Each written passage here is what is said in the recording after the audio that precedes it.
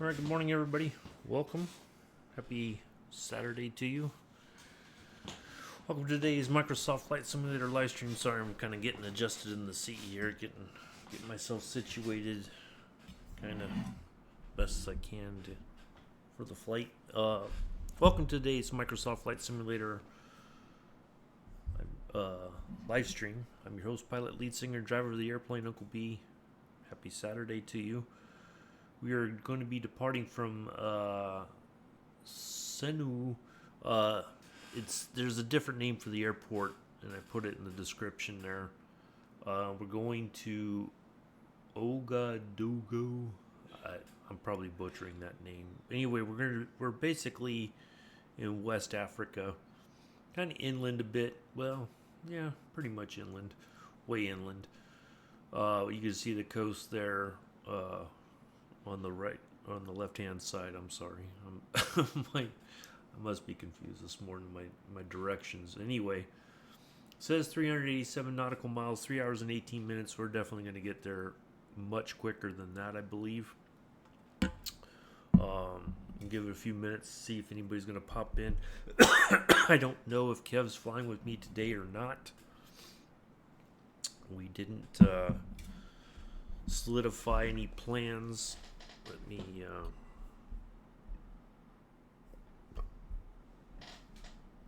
shoot him a message over on Discord.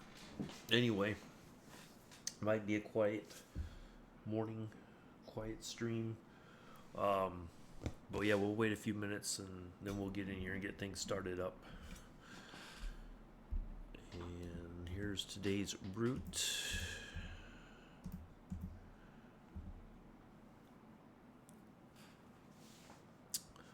That's pretty much it.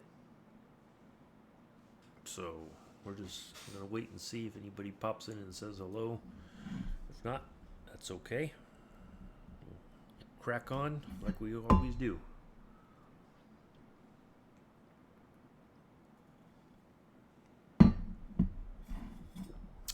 Sorry if that's a little loud. I got my coffee cup here. There's Kev. Hello. Welcome. Are you flying with us, Mr. Kev? Yes, no, maybe, not sure.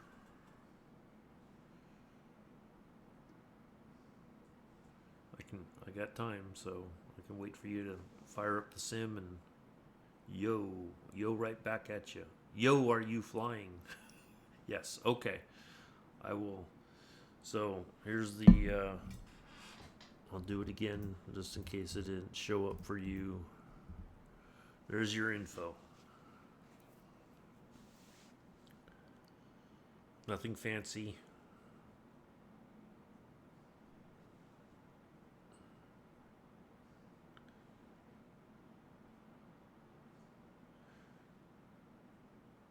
It X out by mistake. Oops. I've done that before. That's okay.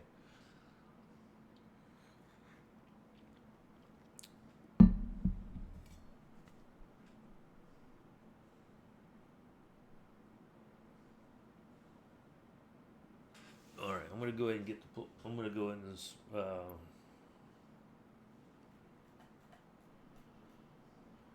get in here, get the aircraft started up, get some fuel loaded up.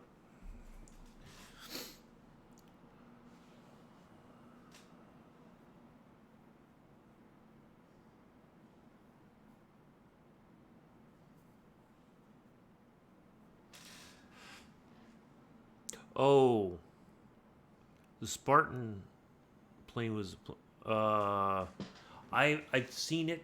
I know a couple big streamers. I know Two Tone was flying it the other day.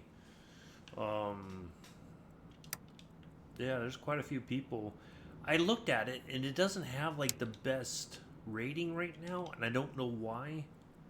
I think it's just people. I don't know. I couldn't, like it seems like a pretty decent plane, but I don't know. You know. Alright,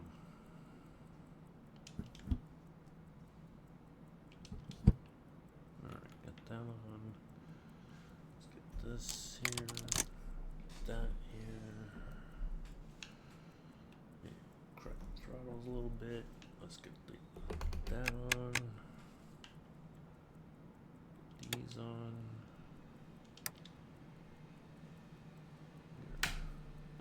What's going on here?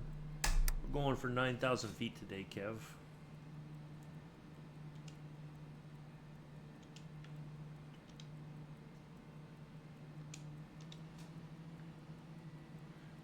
Well, I mean, like I looked at it the other day when the updates came out, and somebody had already given it a 1 star, and I'm like, it just, like, how is that possible? And the only thing I can think of is it's got to be buyer error. They were expecting something that they didn't get or whatever. So I don't know. Okay, got all that on. We can shut that off. We can shut our booster pumps off. And we're going for 9,000 feet once the thingy.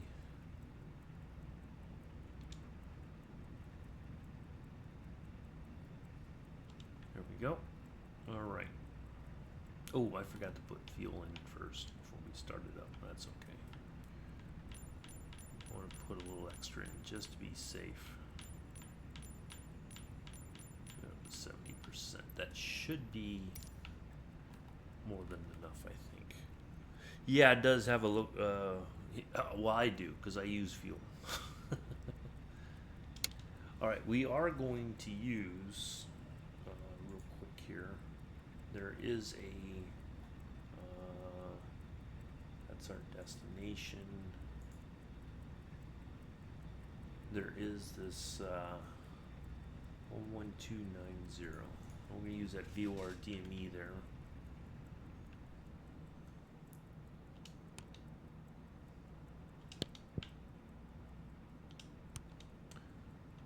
Just because we can.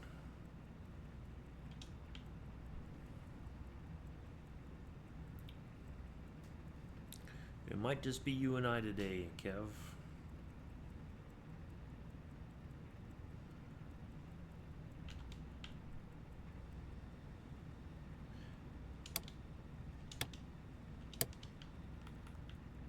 That's okay.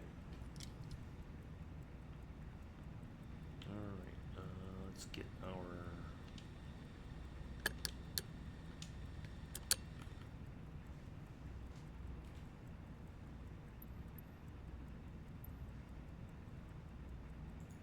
Senou ground Clipper 237 ready to taxi east departure.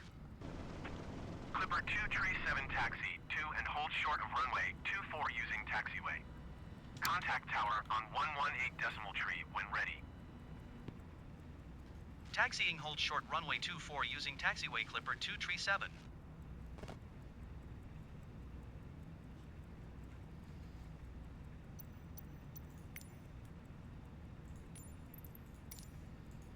Okay. Let's go on and get out of here. Afternoon, Pulse. How are you? Hey, there I am. Me and you and me, I'm confused.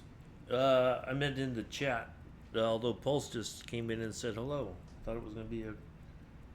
I never know when people are going to pop in and say hi. So I try not to...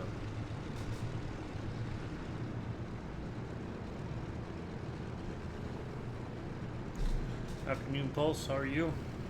Welcome.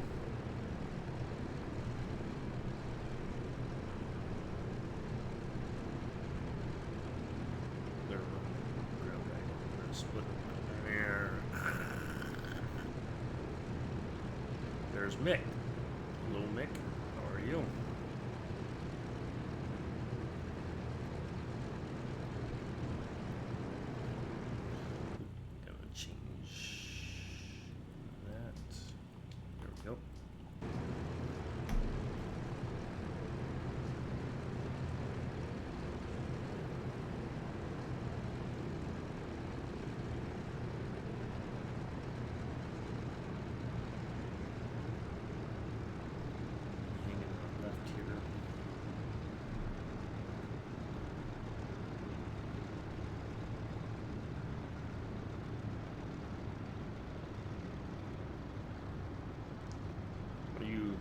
ready, Kev? I don't see you here yet.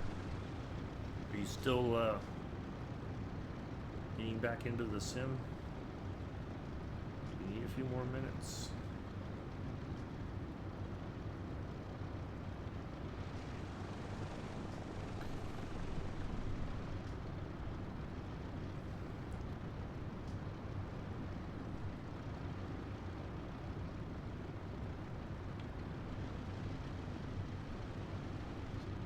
Should be down that way, I do believe.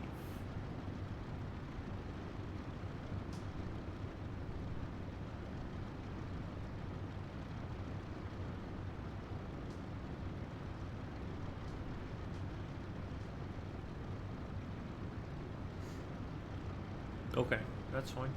No worries.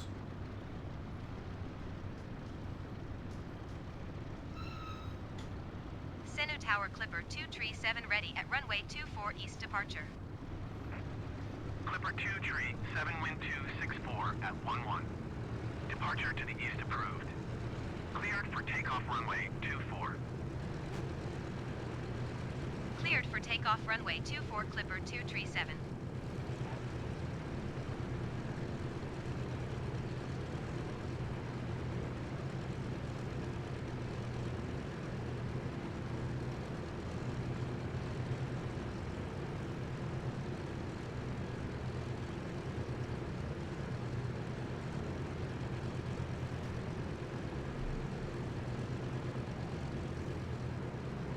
Tracking in Lancaster.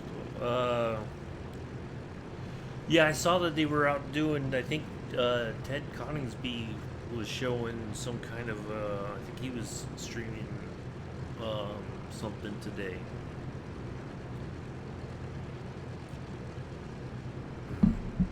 Another memorial flight or something, but this time I think they had Spitfires as well. Maybe a couple other planes. They look like Spitfires, but they could have been Hurricanes or something.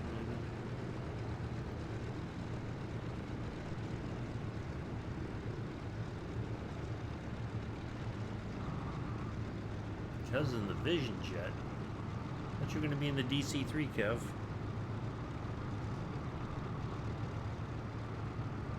Yeah, that's what I thought. Okay.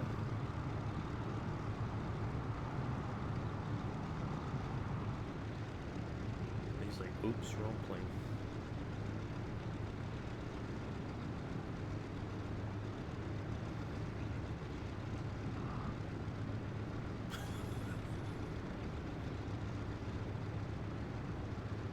That's okay, Kev. Take your time.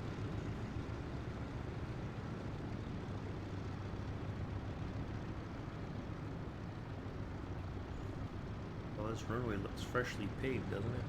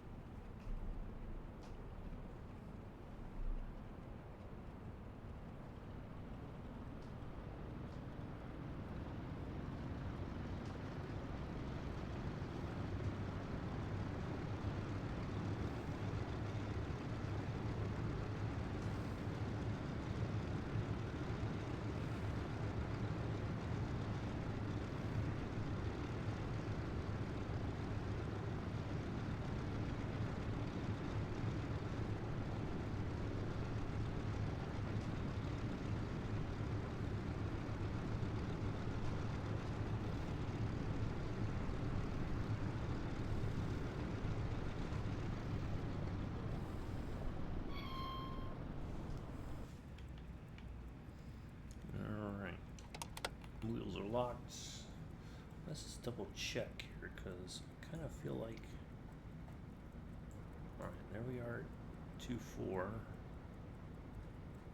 Take off, we're going to make a left turn.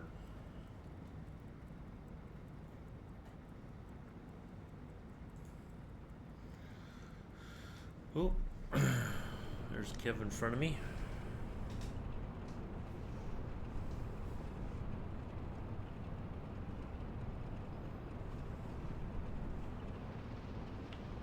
(9,000 feet, Kev, is our expected cruising altitude.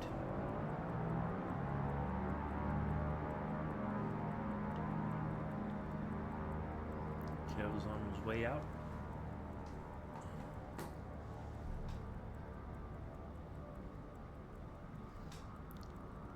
Let him get down the runway. He's all over the place, folks.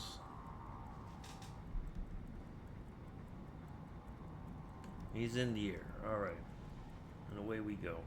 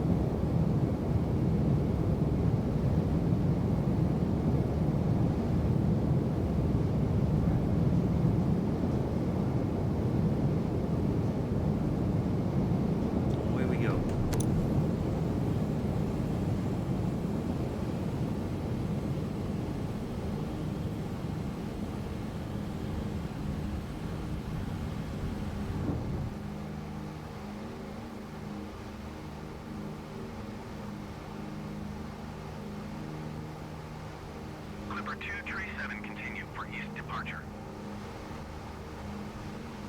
Senou Tower Clipper 237, continue for east departure.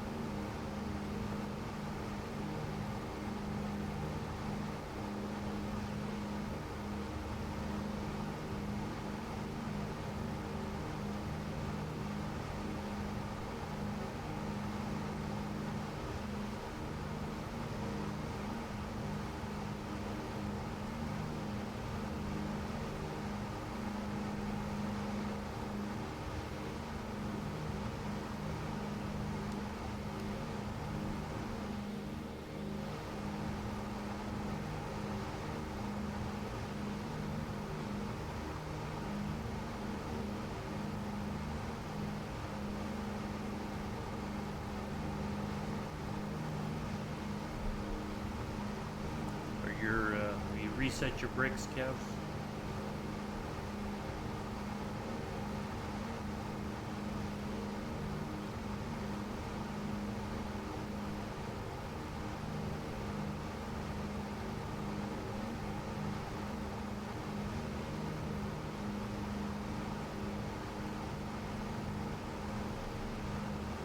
Clipper 237, leaving my airspace frequency change approved. Reset your altimeter by hitting your B button on the keyboard. Senou approach Clipper 237 is type 2 miles southeast of Senou 3,500 feet. Request clearance to transition Charlie airspace.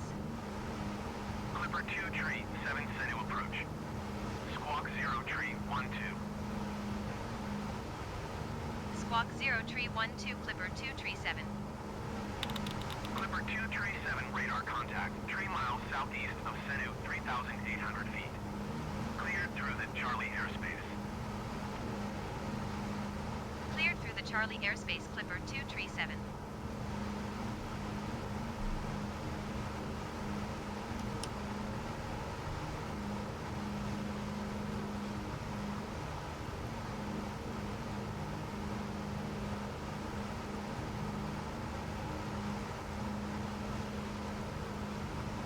Go. All right.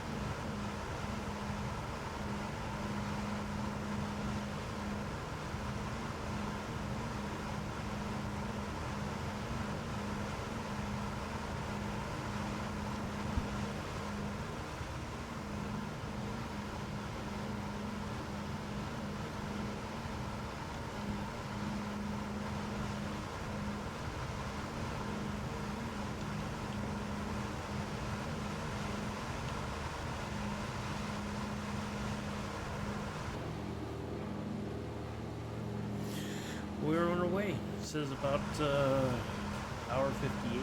So, yeah, that 3-hour thing. No, we'll get there. But I don't know. It always like does something like that. It seems.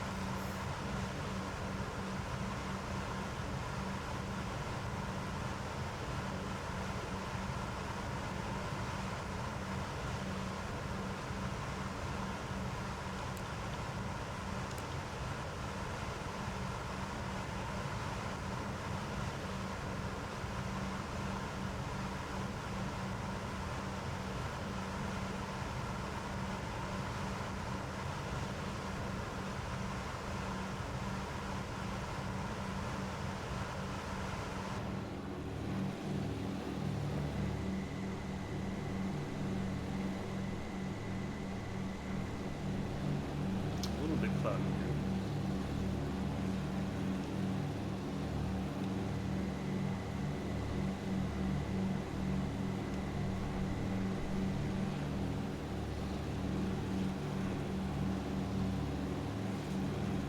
Looks like we're gonna get a little bit of clouds to fly through today.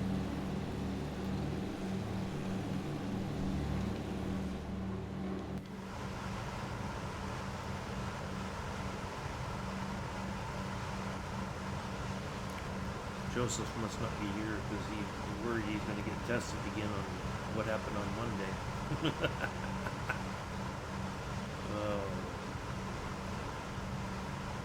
Oh, speaking of big jets, not that I was speaking about it, kind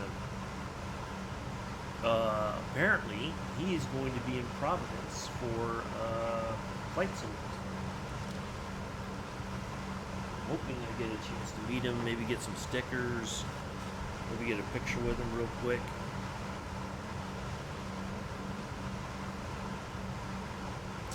If possible. Yeah. It's going to be really cool. Hopefully I get a chance to meet him.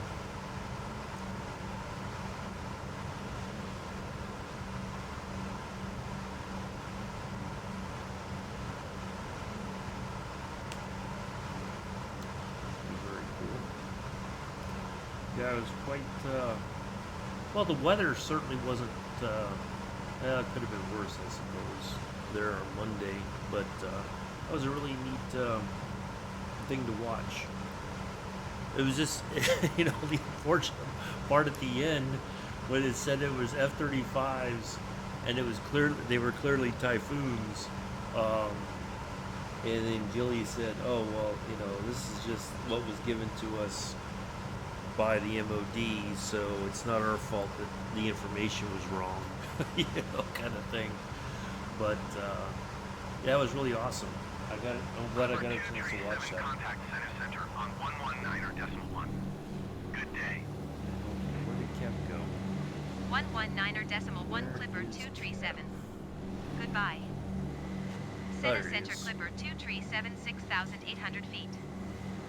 Clipper 237 Senou center altimeter 29.88 radar contact. Continue. Don't think they're be able to handle Jerry the way he speaks.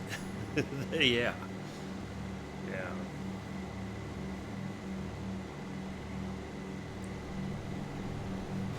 So yeah, I'm really hoping I get a chance to meet him.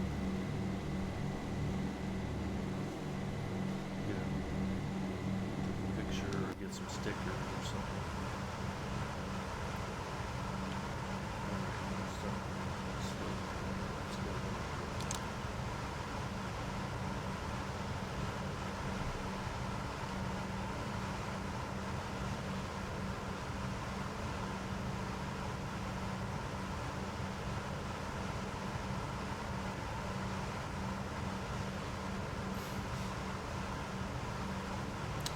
Yeah, I think that'll be a neat experience to see.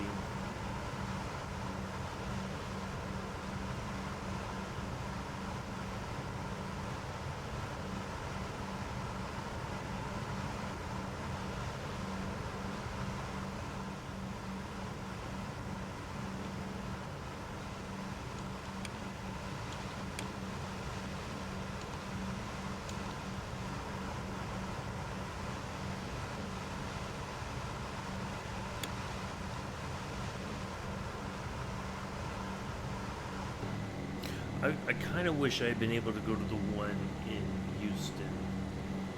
This seems to be a rather. I don't think this one's going to be as good as. I think Houston was probably their best one, but I could be wrong. There's just not much like aviation related to do there.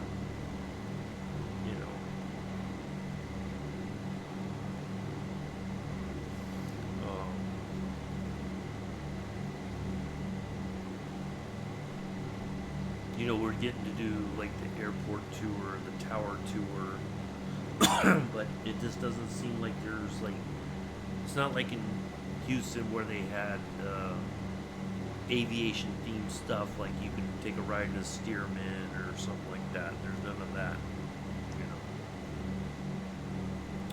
But I'm going to try to go, I'm going to go and make the best of it. It is what it is. 10 viewers, thank you all for coming in. Good morning, good afternoon, good evening. Welcome.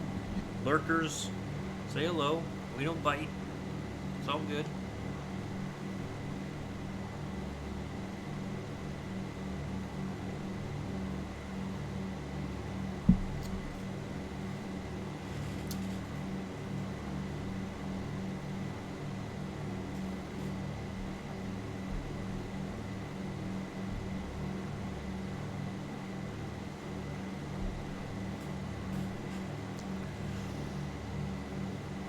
Will be playing here in a moment.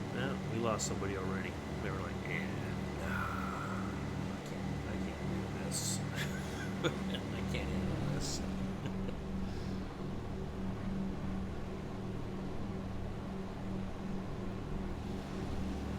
Grab your cup of coffee or tea or whatever your morning beverage is.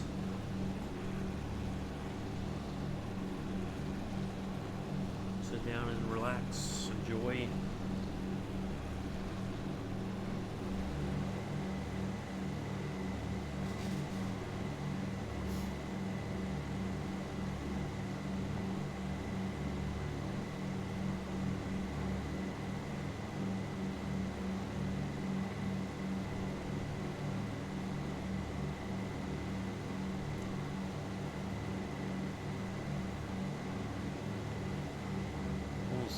3,000 feet. Once we level off, we should pick up some speed.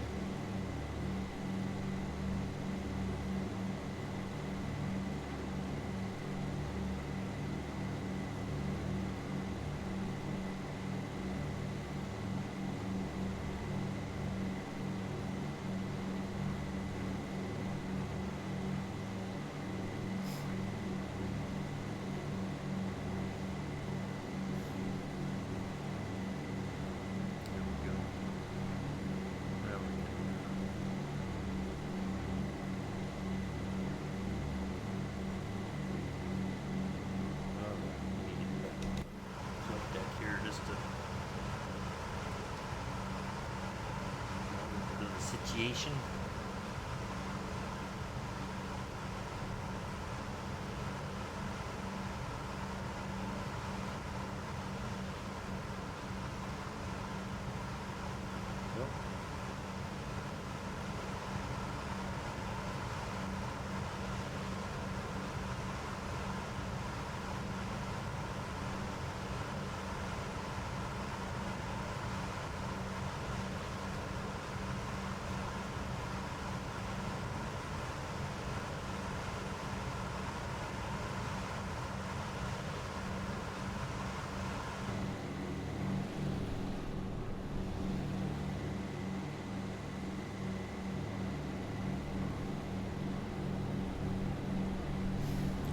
Land in Burkina Faso today. We just took off from Mali.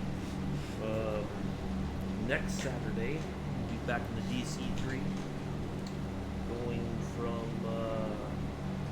we're going to be getting Swaziland. So for that. And then the following Saturday, 737-800 going from Dallas Love to Reagan National for our annual Memorial Day flight, taking veterans and family members of those who died in service of the country to the nation's capital for Memorial Day weekend festivities, services.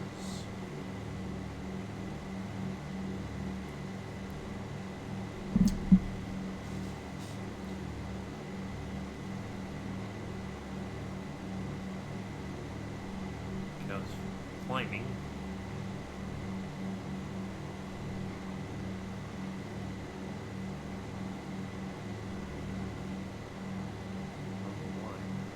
I don't think we have any seriously mountainous areas on ones.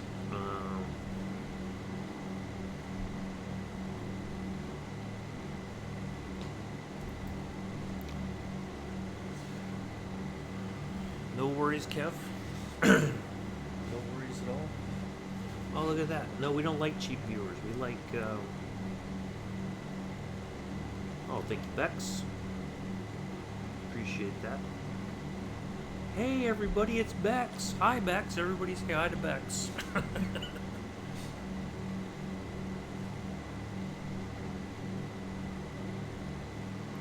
Boy, I came in and throwing down the law.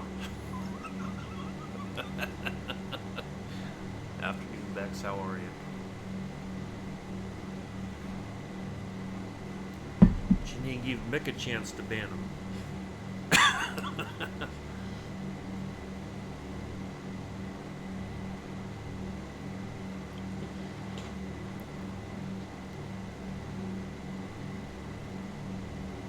Let's see. High-heeled headland. That's a heck of a name.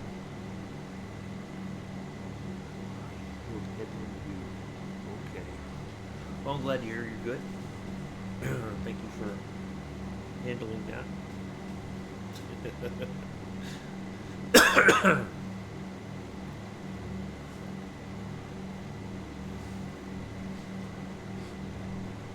Keeping an eye on Kev. Well, let me ask you this, Kev. I know, even though you're not going to be flying today, of the two, just out of curiosity, the short flight was 126 nautical miles in Croatia, The second one was 278 nautical miles in Brazil. Of the two, which one would you have wanted to do? Out of curiosity.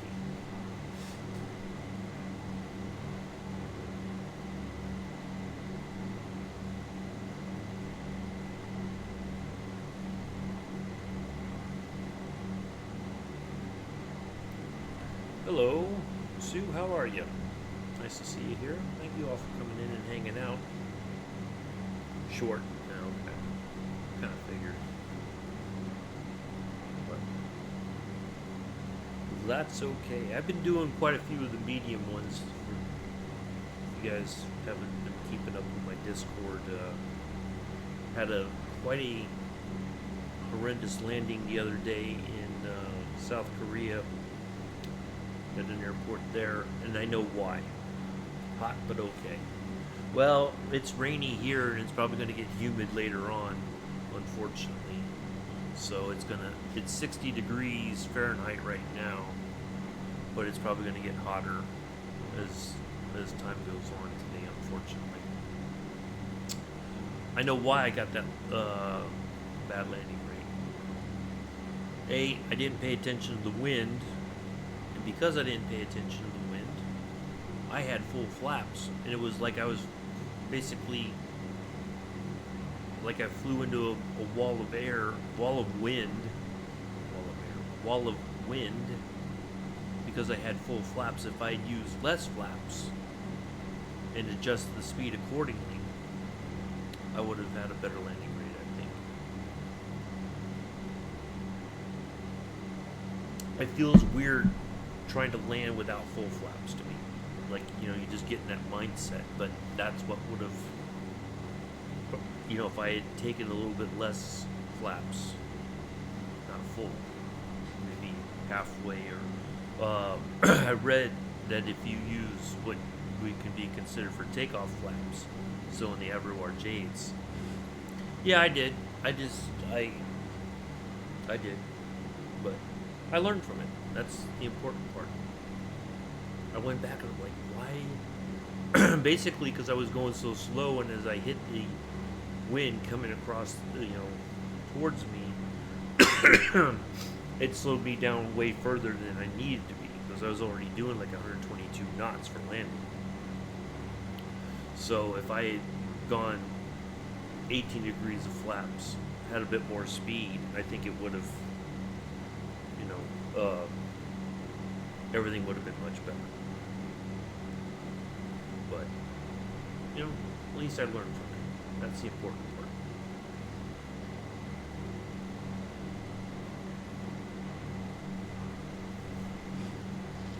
So I was like, man, it was cloudy out of the airport there in Japan. It was clouds. I was cruising at 30,000 feet. There was clouds way above that, even. And finally it broke, and then it was a nice sunset landing there in Jeju in South Korea. And I wasn't paying attention to the wind, and I should have used less flaps at the end of the day. That would have been the appropriate way to handle the situation. Hello, Mela. How are you? Nice to see you here.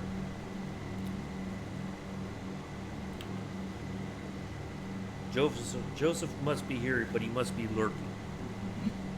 If he's not, that's okay. Been to this airport before visiting family. Oh, the one in Mali. Okay. Apparently it's in the coming weeks I'll be there again. Oh, nice. Hopefully you have a good trip.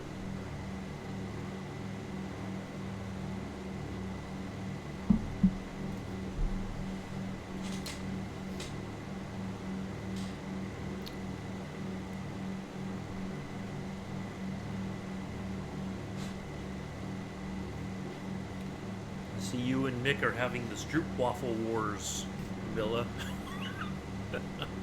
Trying to one-up each other with the pictures of the Stroop waffles. Oh, it's named after it's President Modibo Keita. It's named after like a president of Mali, apparently.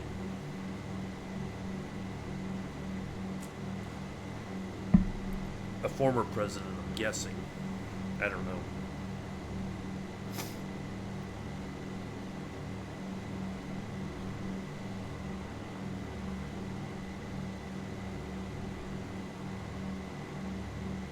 Got another 3 packets. Nice.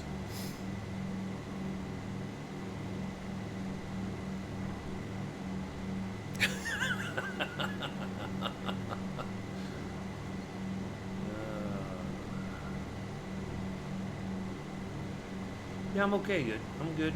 I have found a. It's kind of like a gym. It's this really fancy facility. Lakeshore is the name of it here near where I live. And they have, for veterans, it's free to use the facility. Now, if you want one-on-one training, you got to pay for that out of your own pocket.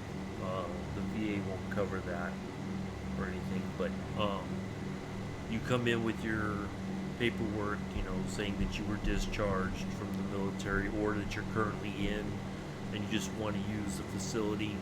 They have. I talked to somebody. I think it was a couple days ago. Anyway. So Wednesday morning, I'm going to go out there for to get my ID and all that to get access to the gym. But they have a heated pool. Oh, thank you, Kev. Appreciate it. And you can do weights underwater, with like my arms. So like the heat of the water.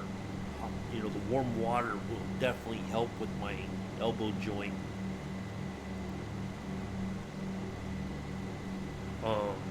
So I'm going to try to go Monday, Wednesday, Fridays once I get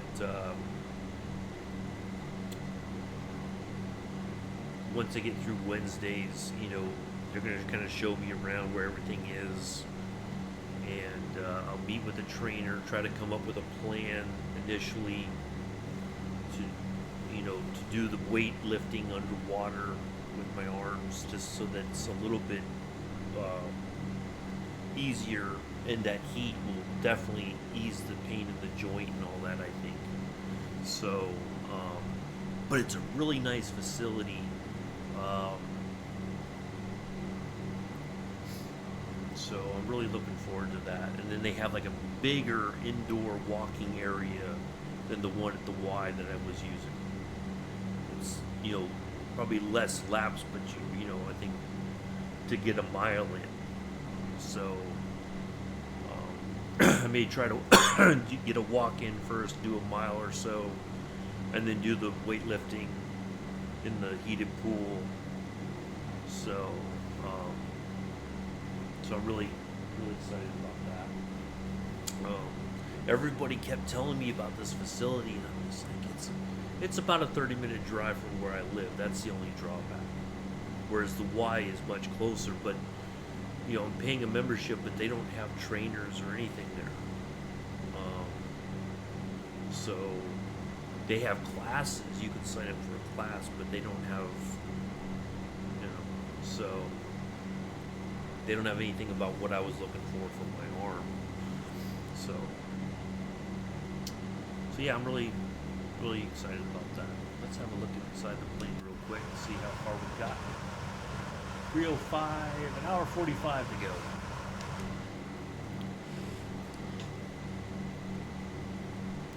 So I'm looking forward to that.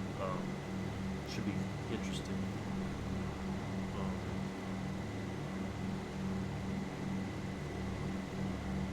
I've got swim trunks coming in the mail today from, yeah, I ordered some on Amazon, and a shirt to wear that's like for swimming or whatever.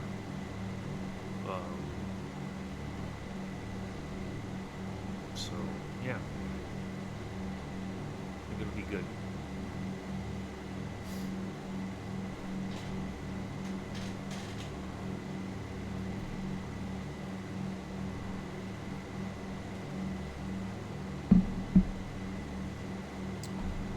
Let's see what else is happening.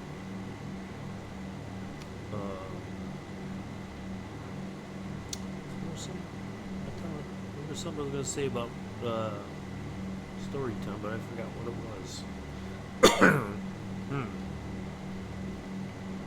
I guess it wasn't that important.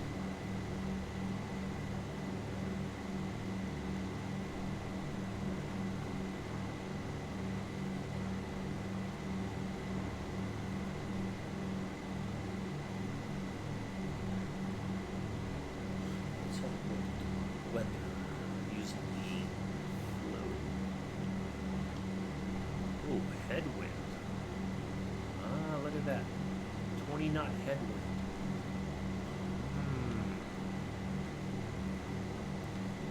Not bad song.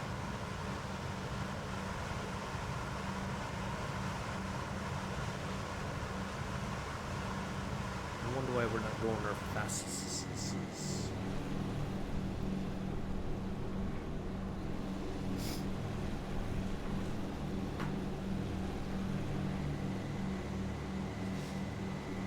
Thank you all for coming in and hanging out. Greatly appreciate it. Nice to see you all here.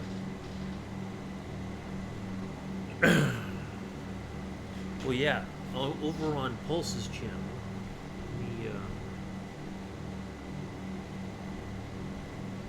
on Twitch,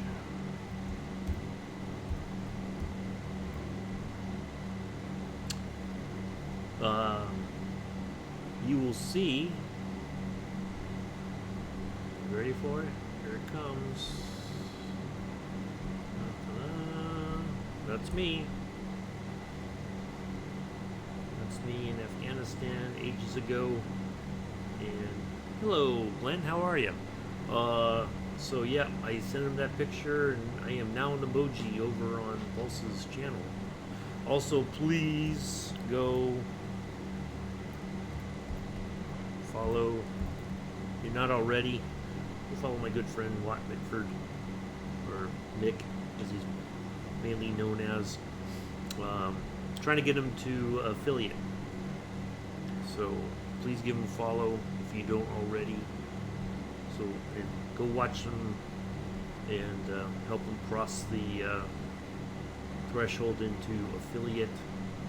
Greatly appreciate it. Glad to hear, Glenn.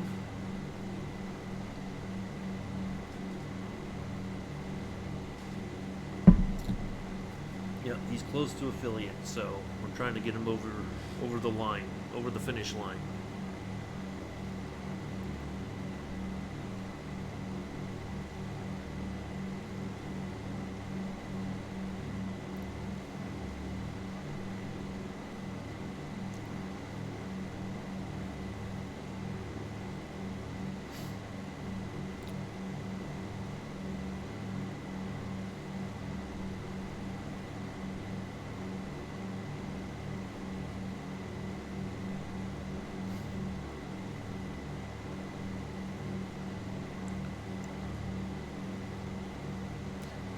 He's been doing ATS recently.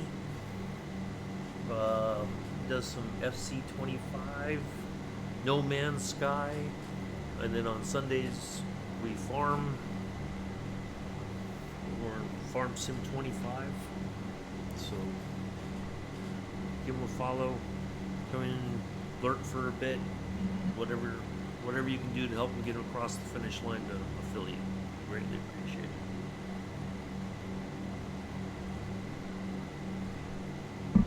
All right, so let's talk about our landing plan. Always like to have a plan, right? So this is where we are at in flight. Where we took off from. quite a bit of ways to go still. So, what we're going to do, we're going to go across the airport like we did last time.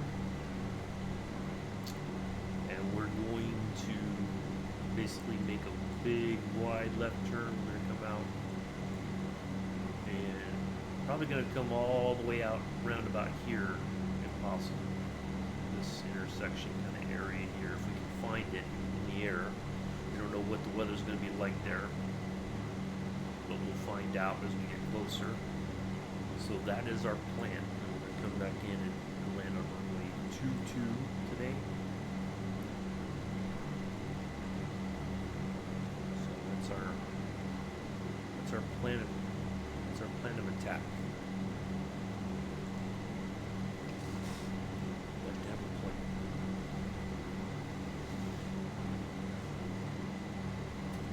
So we will try to terrain associate or city associate, find the things that we can find from the air that will lead us back to the airport. Hopefully there'll be some runway lights and whatnot that'll kind of guide us back in if necessary. But I think that way, if we go pretty far out and make that kind of lazy left turn again, we'll make us affiliate already. Huh?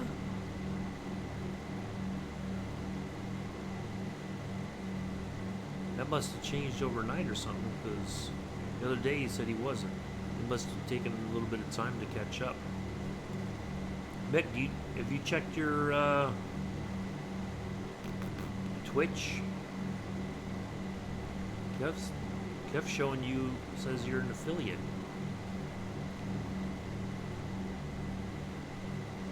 Mick, did you make affiliate and you're just not saying anything? Come on now. We gotta celebrate it.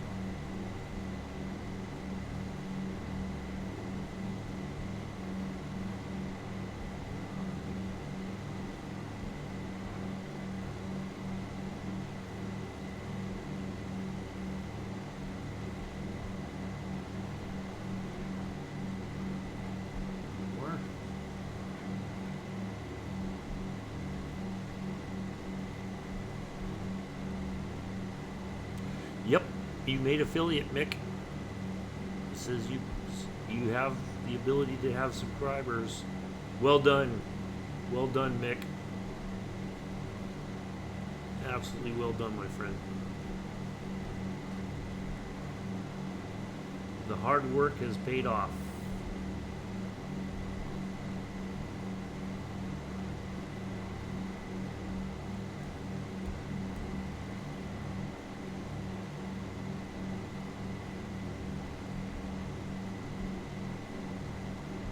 Very happy for you.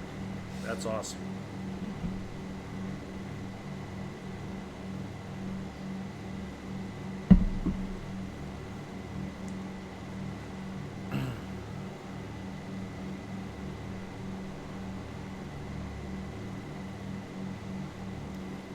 Good stuff.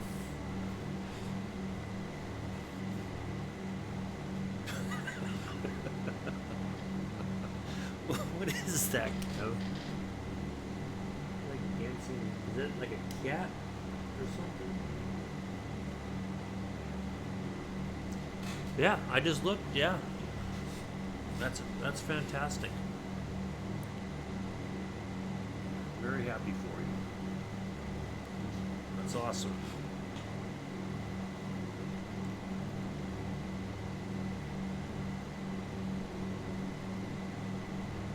Proof that hard work pays off.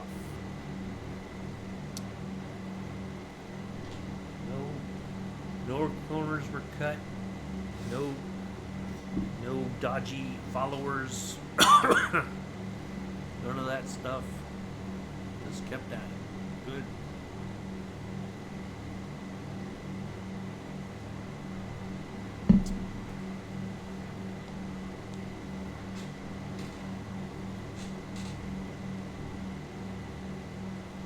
Yep. And get subscriptions, biddies.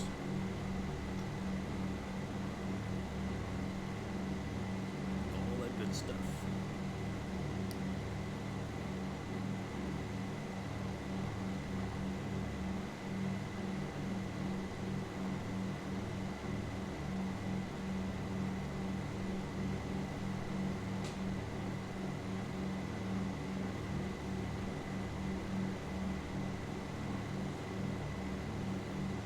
Well, definitely, I'm shady. No, you did though. Well, see, I didn't know you before you made affiliate, so I don't know, but I don't think that's the case, Kev.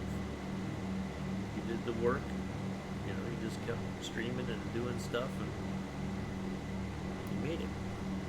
That's the only way to do it.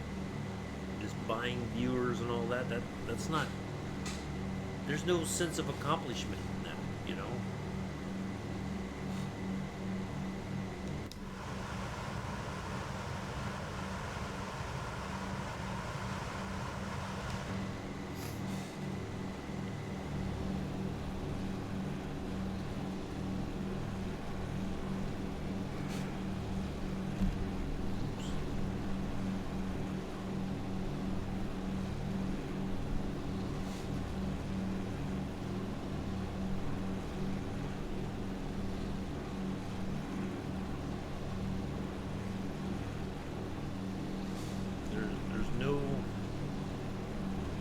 Nothing to be gained really by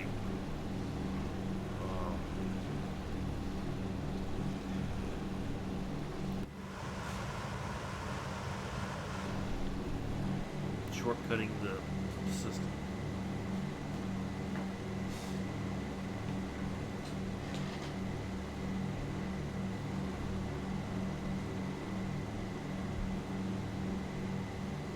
Twitch is much better, like YouTube. Yeah. I think so, although Twitch has been, it's had its ups and downs over the years, regarding, you know, how much people make, or for affiliate, the ads, and, you know, stuff like that. But yeah, you know, if you keep at it, it eventually happens. It's just, I think people get frustrated because you just think, oh, I'm never going to get there, and you know, you feel like you'll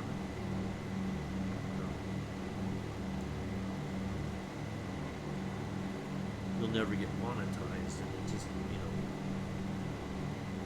But eventually, it will. It all works out. Let's check to see if the info thingy's worked. It is not. Of course not. Why would it?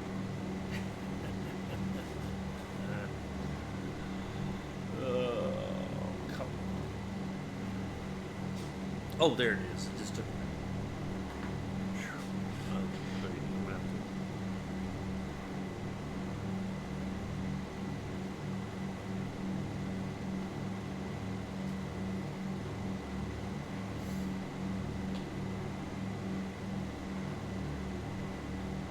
Oh, come on, Kev.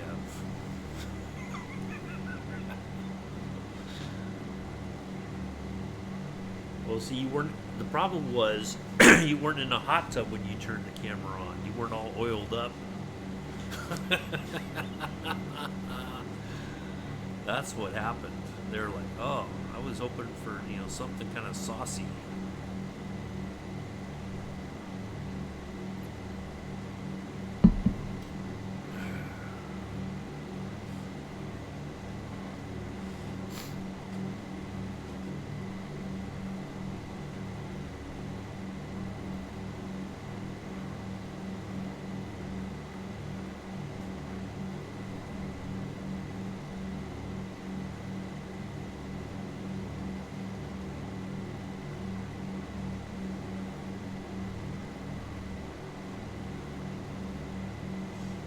See, if you were in a hot tub with a 6-string guitar, singing songs out of tune or whatever, then maybe you would have had 200,000 subscribers.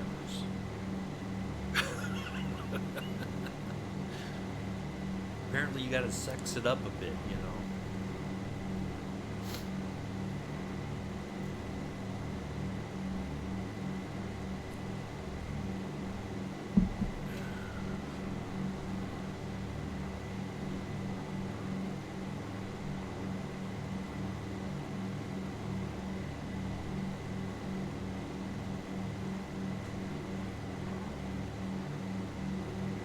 You have to hit just right. That's right. That's exactly it.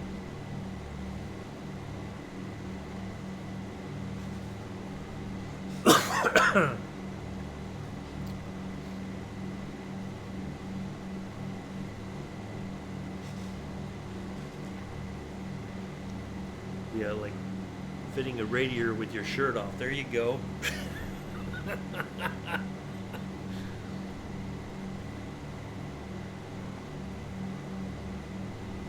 Covered in motor oil.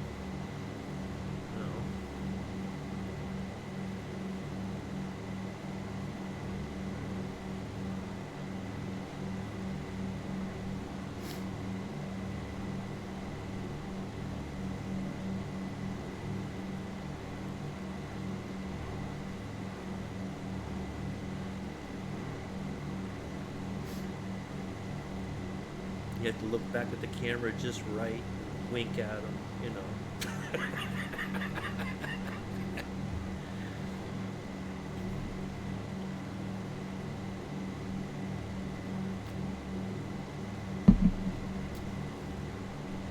Oh.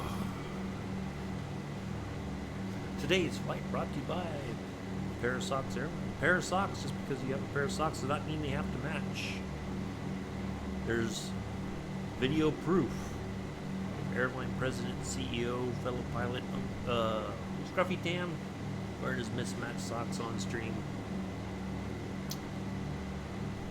He's taking a little break from streaming, spending time with the grandkids. We miss him. He pops in and out of streams like a pew.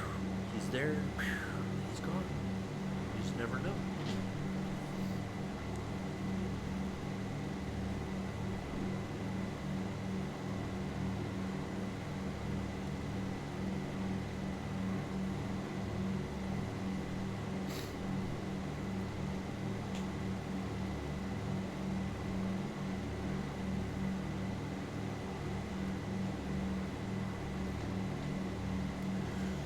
Some rain right now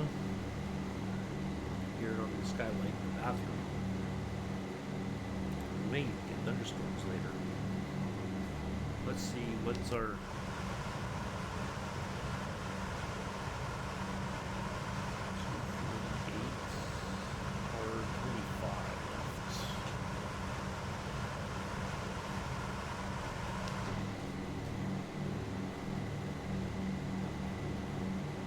I thought this was going to be a bit of a longer, shorter, it wouldn't take so long, but I didn't realize we were going to be flying into a 20-knot headwind.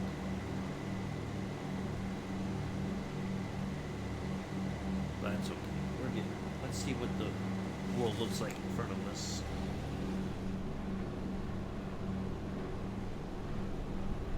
Pretty much what it looks like behind us.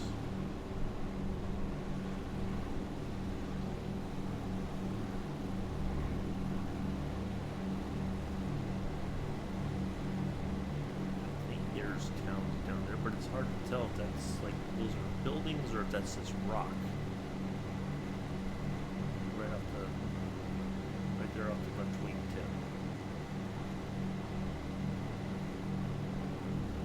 Not sure what kind of lake you would have way out in the middle of nowhere here. Some people probably prefer it.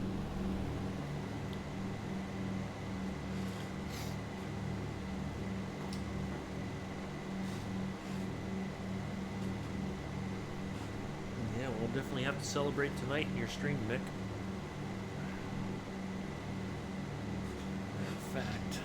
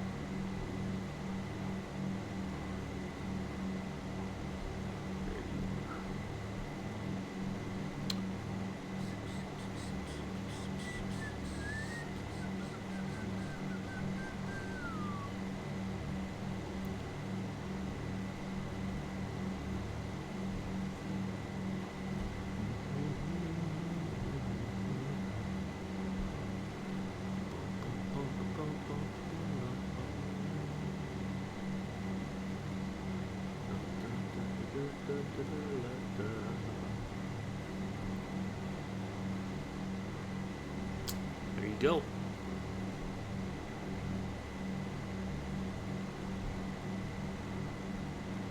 I have subscribed to your channel. Well, like I had to scroll, I had to like go all the way to the bottom of my list of people I follow on Twitch to get to your channel. I don't know why.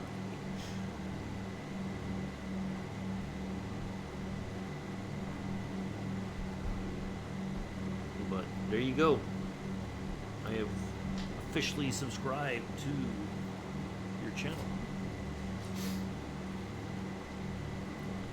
I get a founder's badge.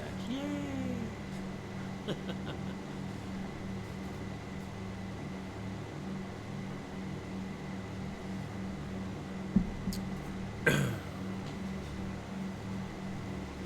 There you go, Nick. I don't know if I'm the first subscriber, but I am a subscriber to your channel.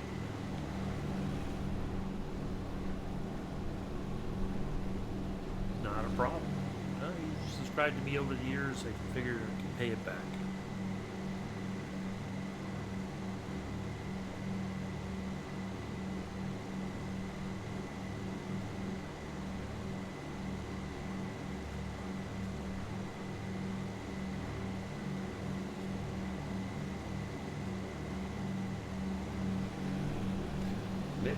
Oh, I know what I was going to talk about. I remember now. Mick, when we were farming before things went wonky with the with everything on the farm the last Sunday, Mick has been here. Bella has been. There's a few people that have been in my channel since I started this journey in flight sim. Well. There he is. The one, the only Mr. Adams. Late as usual.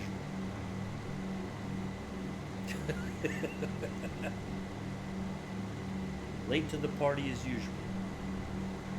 But that's okay. Better late than never, right? What was I saying? So Mick made a comment about like when I first started flight sim, I always flew on the outside. I tried to land on the from the outside and everything. Eventually, things have dramatically improved. But it's not been. It doesn't happen overnight. It just took a lot of time and practice and patience and stuff like that to get to where I am now. And I think it kind of coincides with Mick getting affiliate now on Twitch. It takes time. It doesn't, unless you are doing something way different than everybody else. But it still takes time for people to discover you. I'm sorry, I was leaning back. That you, even if you're doing something unique compared to everybody else, it takes time for people to discover your channel. Word of mouth gets around saying, hey, go check this person out. And pretty soon, you have all these followers. Bang, you get affiliate.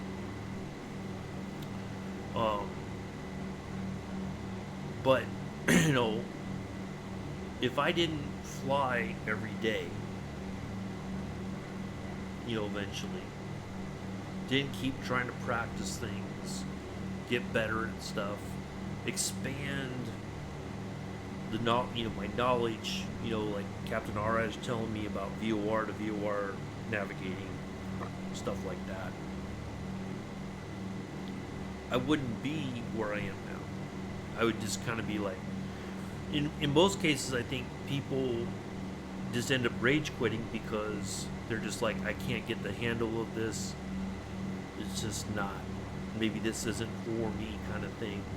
It just takes time. And Mick will tell you my landings early on were just, I was all over the place. I used the guideline thing, and I'm like, I think because I was flying on the outside in an outside view, I was overcorrecting. Every turn I was like, oh, let me go, and then it was like too much, kind of thing.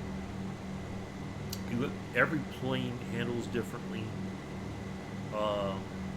I've really enjoyed flying in the.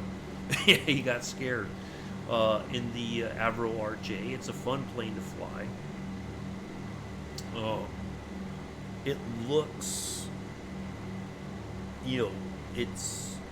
it can be a bit daunting because there's all these switches and whatnot that you gotta, and stuff that you gotta put in and everything. But it's a very fun plane to fly. Not, like manually, takeoff and landings, of course, but I wouldn't fly it manually the entire flight. That just seems to be, way more than I would want to handle for an extended period of time. And I'm thankful there's planes like the DC-3 that have an autopilot system so that I don't have to have my hands on the yoke the entire time, because then my arms would get tired, Just like when I was flying with the thumb, the regular controller, my thumbs would get tired because you're trying to control. It's it's kind of like if I was in a racing simulator. If I did everything on the gamepad instead of a steering wheel, my thumbs would get tired. So no, it's taken a while. Let's see. It's been about 4 years now. I just started using autopilot today. I love autopilot's your best friend a lot of times. But if you can handle flying by hand, more power to you. I like being able to put a plane on autopilot. I can step away, use the restroom, whatever. I can talk. I can look at the screen. Like I can keep an eye on the plane, but I can look at the stream. The chat. and talk to you guys directly. Whereas if I'm flying a plane manually, I have to focus on what's happening, you know, at all times. Otherwise, I'm just forget it. You know, I'm no good. So I flew 4 today. So are you? So you basically, this little doodad right here, you've been able to get it to behave, huh? Is that what you're saying, Kev? This little. It's not for whatever reason, it's not an easy system. I don't know why, but it has its little quirks. But once you get a handle on it, it's not that bad, to be honest.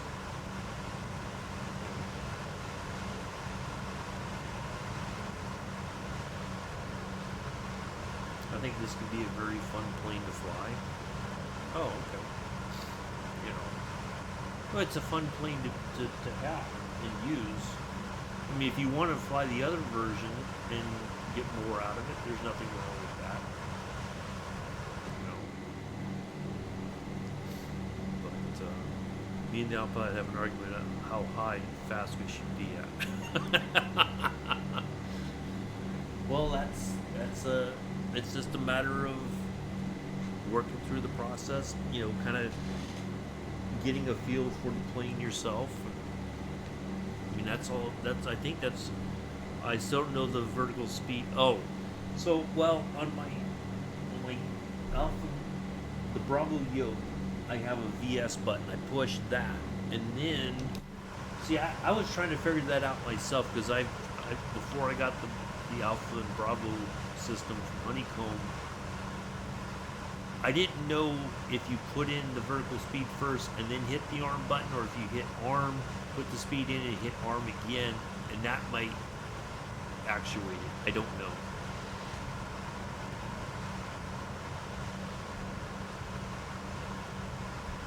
So there's not, it's just arm in it, vertical speed, arm, and then this is your up and down. So I don't remember how. Well, you know what, when we descend, that's what we'll try. We'll arm it and then put our vertical speed number in, and we'll hit arm again and see if that actuates it. I think that's how it works, but I could be wrong. But we'll have a go at it.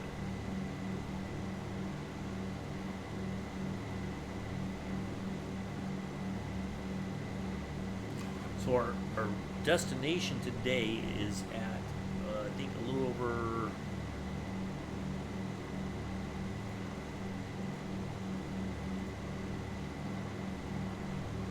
about 1,000 feet. We'll just round it down. Just take out the 38. So about 1,000. So we're going to come into 4,000 feet. So we're going to drop 5,000. Right. Should be at 9,600. That's okay. That wherever you are, that's you're fine, Kev. You're doing good. You got it under control. Plane's flying straight and level, you know. That's the important part. So we're going to drop down 5,000 feet, so we'll see. I should be, look back and see. You're at 99.45. Hit your B button, see if it's your altimeter's off. Because I'm showing you at 9,940 something feet.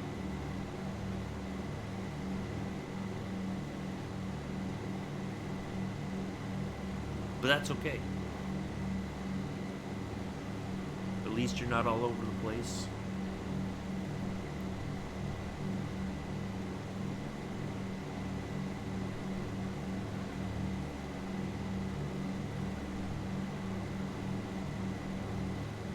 Lens is 600.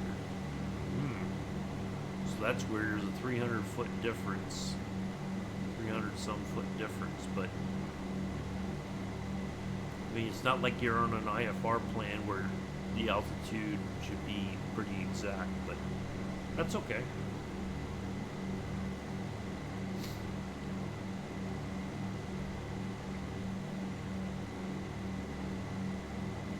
I think outside I think there's a discrepancy in how it shows up. I wonder if that's like if you were at sea level or standard pressure, 29902 is where you would be at there maybe. It doesn't take into account that you have a difference in your altimeter. It is not upside down. I'm positive the 9 is not upside down, Kev. I think it's just the way the sim shows it. I think it's just it doesn't take into account that you're at a different altimeter reading at that altitude. I think that might be what you would be for standard pressure, 29902. That's my guess, but I could be wrong. But that's the only thing I could think of that would be a possible reason why it's not showing you at the correct altitude. So yeah, we'll try that when we get closer to our destination. When we start getting to our top of descent, we'll try using we'll arm this, put the number in, and hit arm again. I think that's how it works. But we'll find out for sure. We may start a little earlier than our normal. Oh, Kev. I don't know if I can even clear that one. I can't even zoom up enough to approve or disapprove it.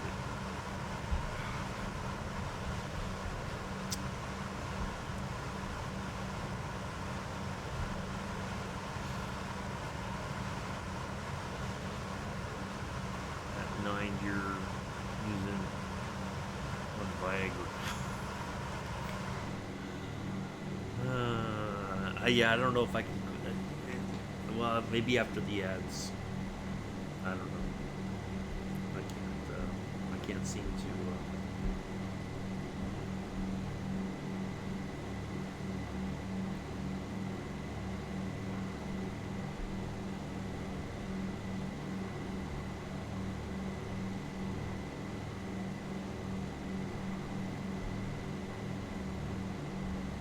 Okay, there we go. Thank you.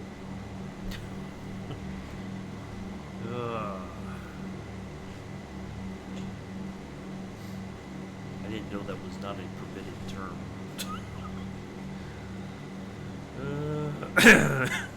God.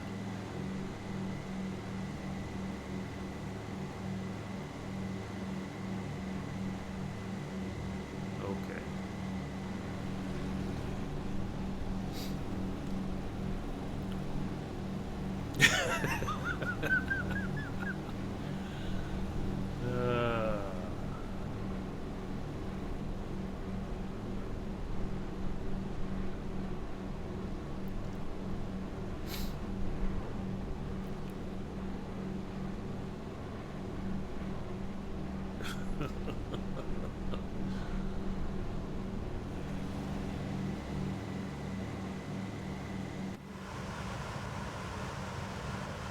We're 190 nautical miles out.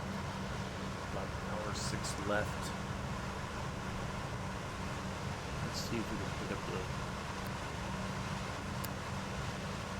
No, we might not be. We got to get about another 60 nautical miles on the tune. Oh, there's Joseph. Late to the party as usual. Oh, Kev. Oh, Joseph. Now I can use this in my channel now too.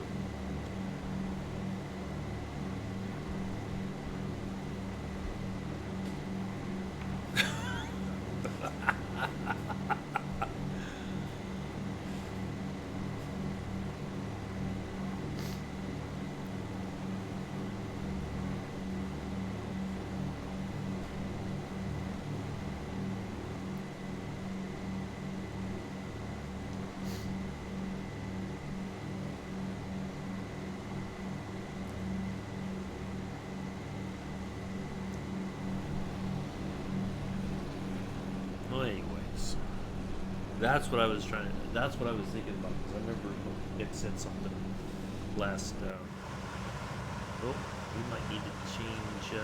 Yeah, let's go ahead and put it back on the main tanks.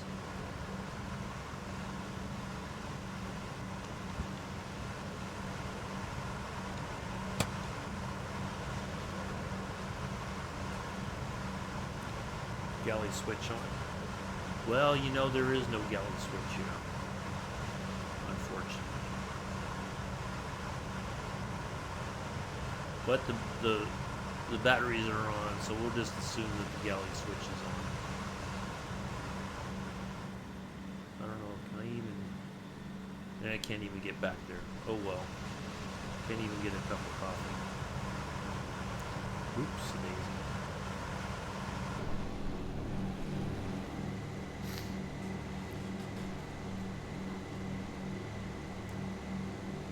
Oh, the on-screen celebration thing.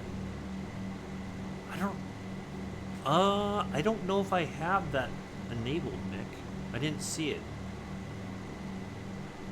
It must have happened very quickly. But thank you for the celebration, Nick. Appreciate that. I don't even know, who is that waving supposed to be?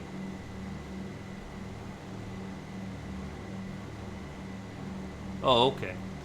Cool. Thank you for the biddies. Appreciate it.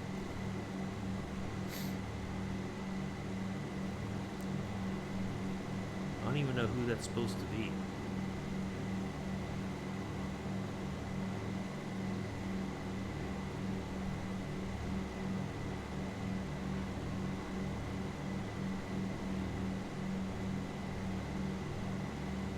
It looks like an actress or somebody, but I don't know.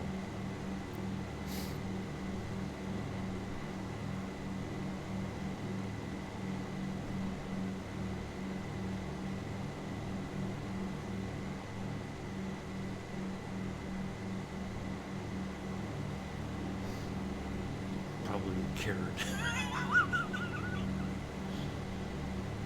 That's possible. You never know.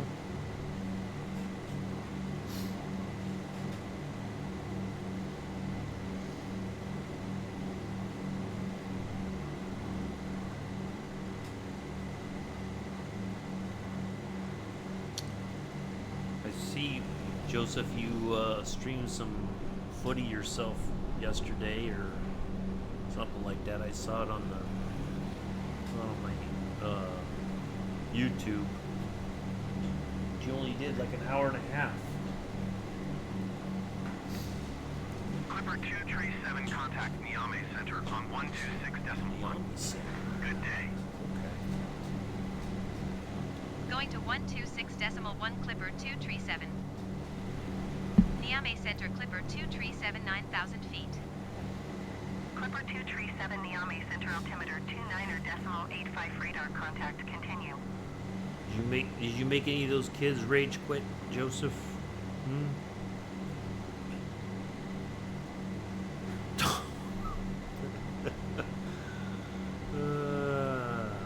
Thank you for the giant emote, Kev. Oh, I don't think this plane has one. I mean, there's a galley in the back, I think, but you can't really go. You can kind of see it. Well, like when we get on the ground, once the doors open in the back, we might be able to see it that way. But I've never seen one in there. I think it's automatically, once the power's all on, the galley in the back. And I think that's where it is. It's not up here. Right, this is where freight, or this is where baggage and packages and all that go. But we can't go through here.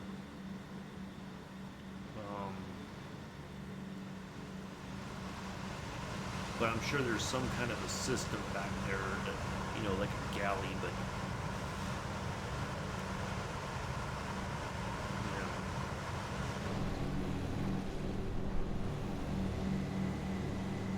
so you're becoming exactly like the player you don't like, Joseph. That's the thing.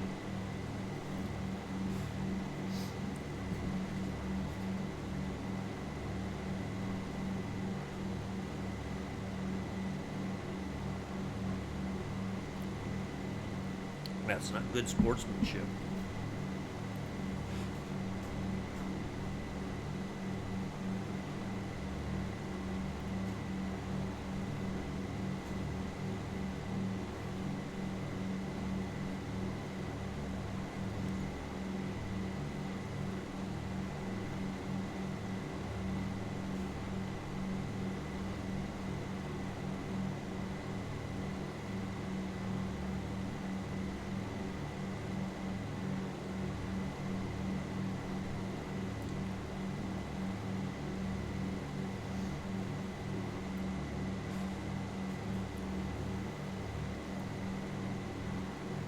It's no different than when the teams leave against Mick and Pulse. They don't really get much out of that. If you're beating them, that's one thing, but shouldn't try to rub it in their face either.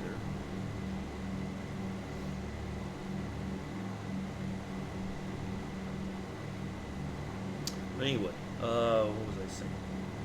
So yeah, I think there's a galley, but I think it's at the back of the plane. But when the power system is on and the plane, the engines are started up, I think. Certainly, yeah, I know exactly. That's what I'm saying. Don't be the player that you despise, Joseph. Be better than that.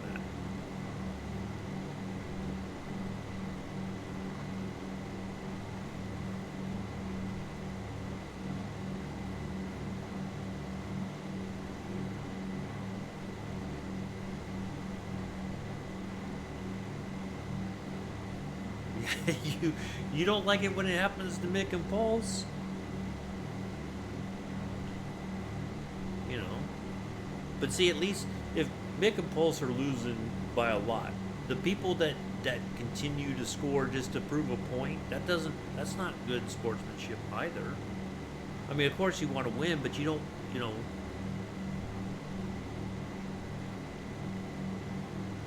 he got his ass kicked in some games. But you gotta, if you persevere through it and you're like, well, we lost that one, on to the next one, that's good. But don't, just because somebody did it to you doesn't mean you should do it to somebody else.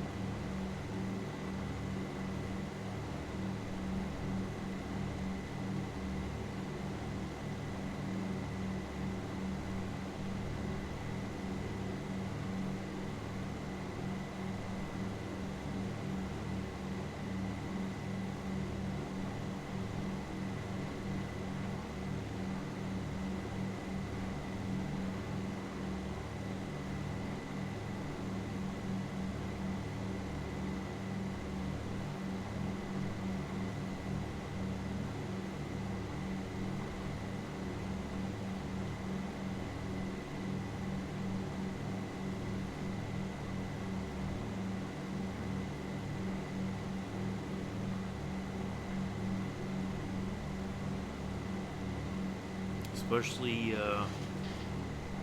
when our AI players are complete trash. Yeah, you're getting there.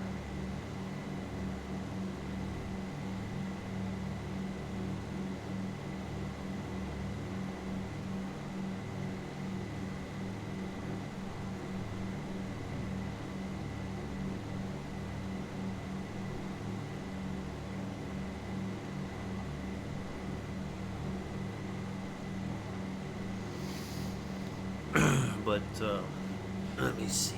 Hold on a second. Somebody said something.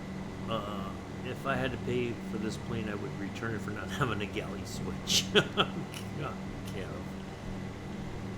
Well, not every plane has one. It's just, in-flight surface wasn't. I don't know if that was always. Well, yeah, it was a thing, but.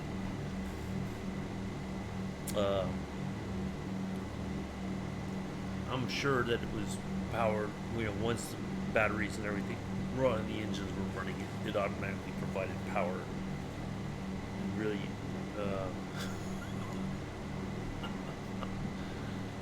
Well, the other day when I was flying the Avro J, I can assure you the galley switch was on.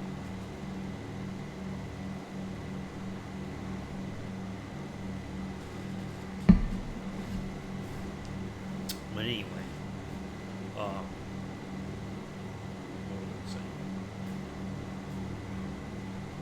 Yeah, so I guess I didn't really miss much with Josephine is trying to get other kids to rage quit out of FC 25.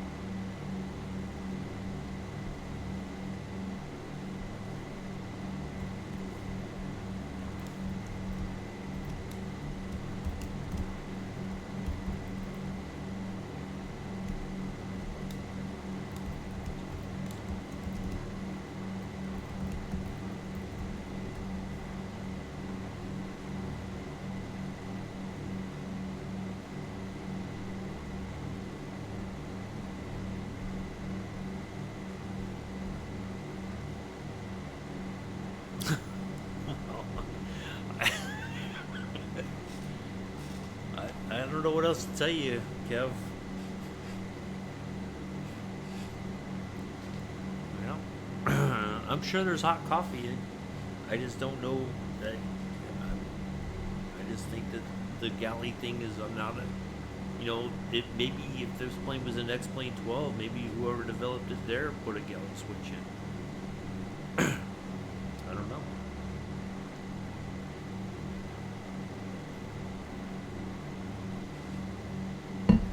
And maybe the galley switch is back by the galley that we can't get to. You know, they don't turn it on until the plane started up. Or at least the right engine.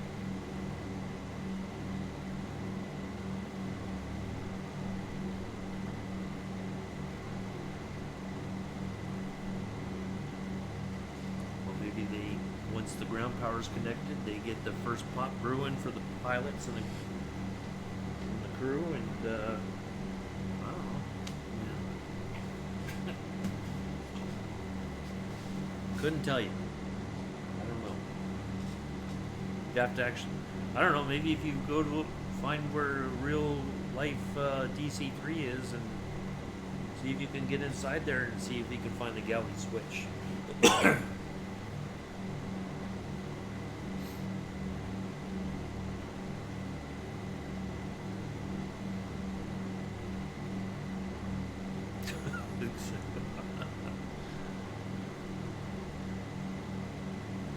But we'll have a look. Once we're on the ground, once the doors are open, we'll have a look. I think there's got to be something towards the back of the plane or something. But if not, then maybe this wasn't. They didn't have some, in-flight service with this plane. Most people probably brought their own coffee in a thermos or something. Don't know.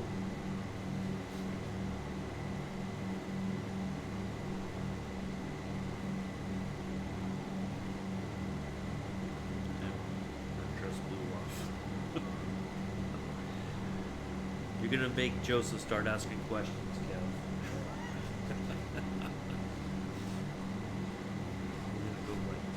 What? Wait. Who did what now?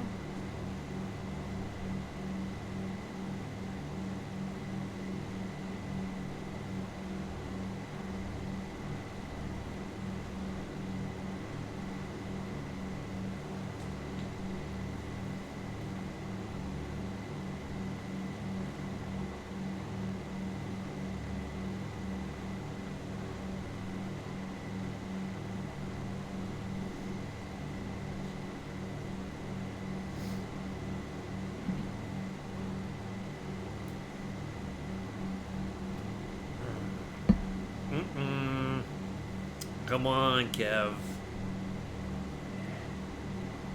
Okay, let's leave it at that.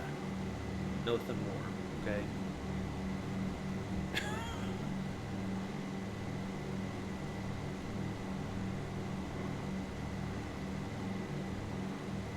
I think that your back pain is starting to affect your brain or something.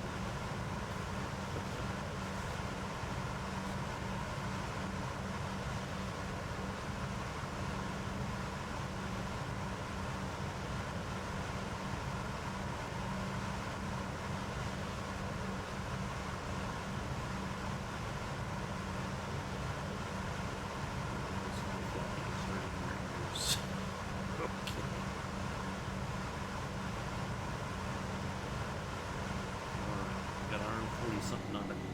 Let's see where we are. Okay.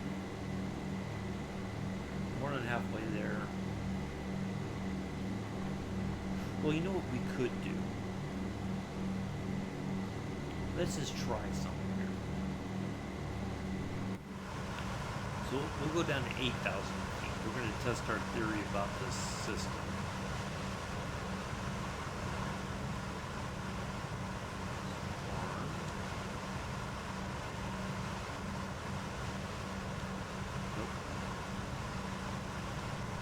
Oh, see? Okay. Wow. It totally went. See, there's the problem right there. Okay.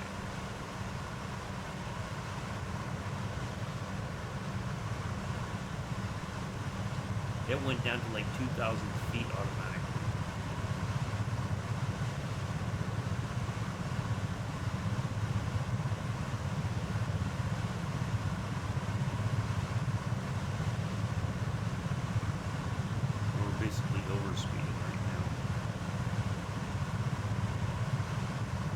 So that works, but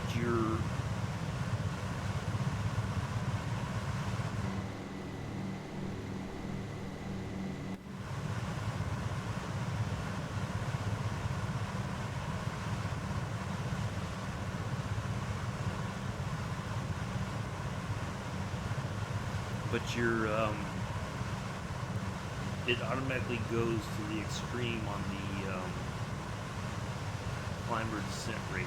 It went almost to like 2,000 feet per minute.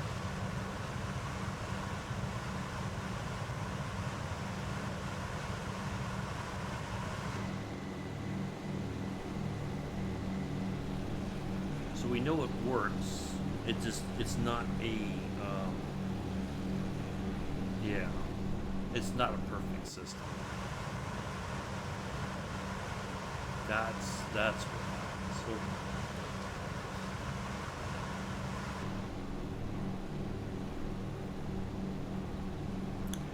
that's what it is.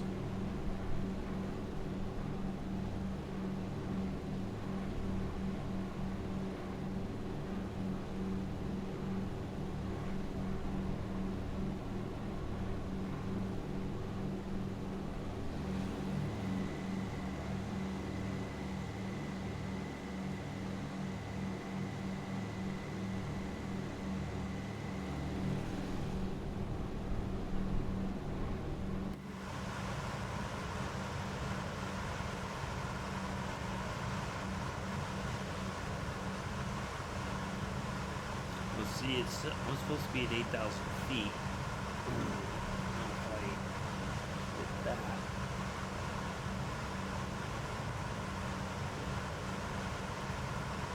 It won't let me go lower than.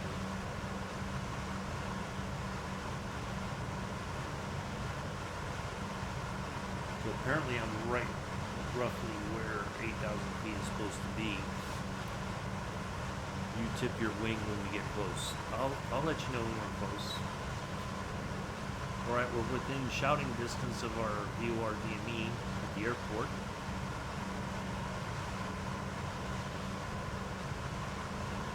So we're under 130 nautical miles to go.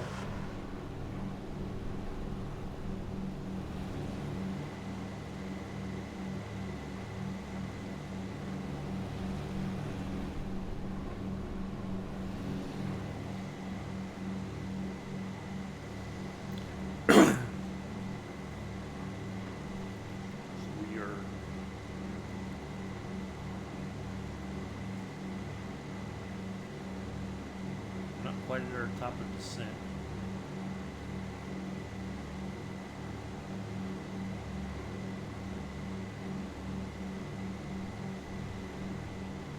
It is showing me an 8400. I think that's the standard pressure.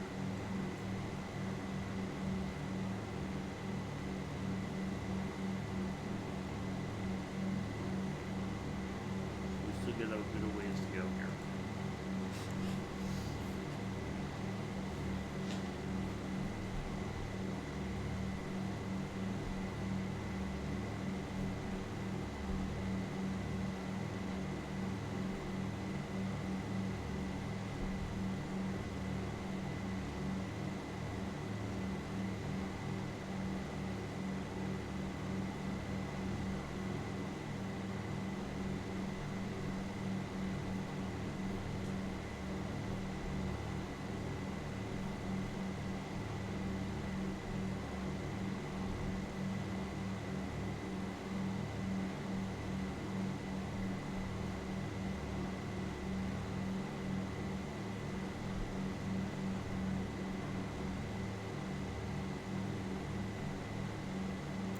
Oh, turn off alt.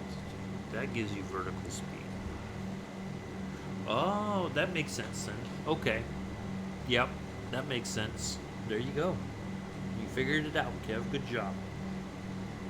Yay, Kev. Or Keeves. Hey, Joseph, check it out. Keeves is in the air with me.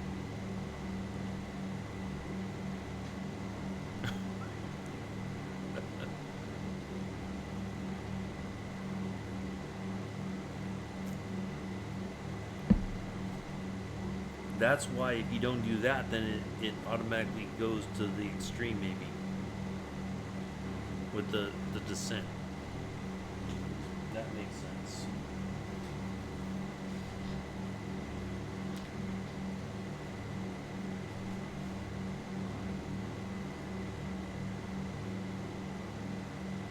See, now it's showing you at 9,600 feet.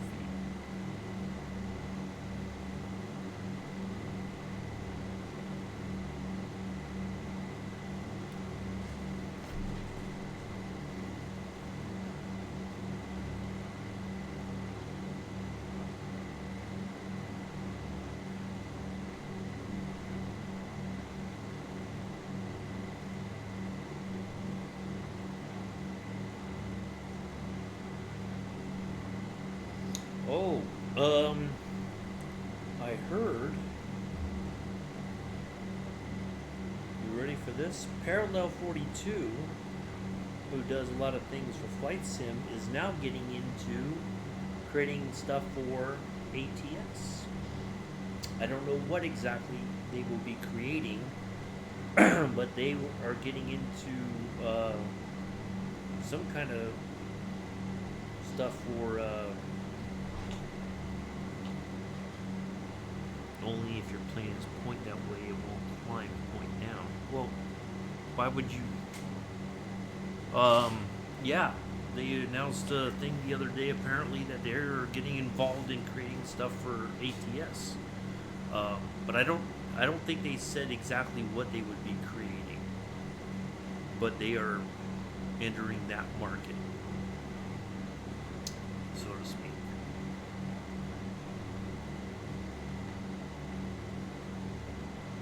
I think they're trying to diversify their portfolio.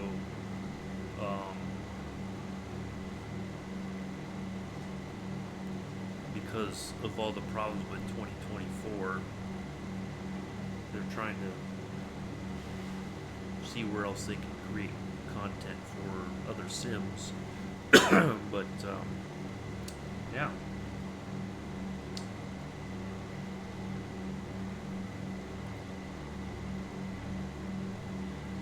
Third parties doing car and SUV you can drive in 18. Oh. That'd be interesting. So what, you could be like the so if like you had a oversized load on that you were pulling for delivery, if you were in like a SUV or something, you could be like the lead warning vehicle or whatever may be in that. That'd be cool. You know, like the safety sort of thing or something.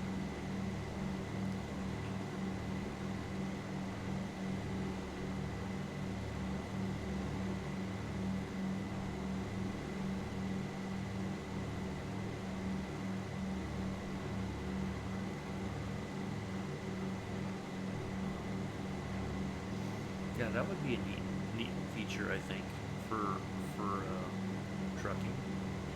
Yep. They already have it in Trucker MP. Huh.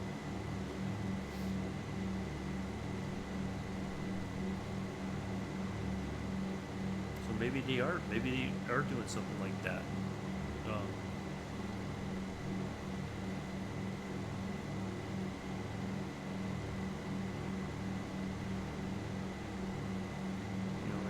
Get XP and money if you safely escort a vehicle from pickup point to delivery. You get like a safety rating or something. That'd be cool.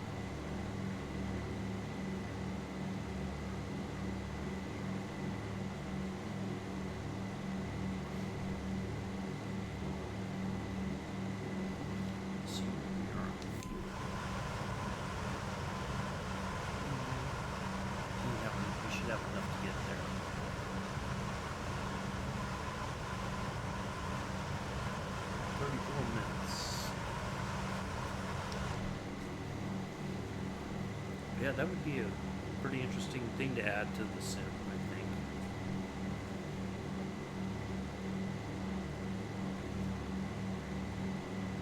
If they are in fact doing that, they may be doing maybe other semis. Who knows? Be any number of things. The scenery is, I don't think you can do add-on scenery necessarily, because the maps are already pretty much created by the main developer, but having different vehicles to drive, or at least open up the possibility of different trucks, and all that.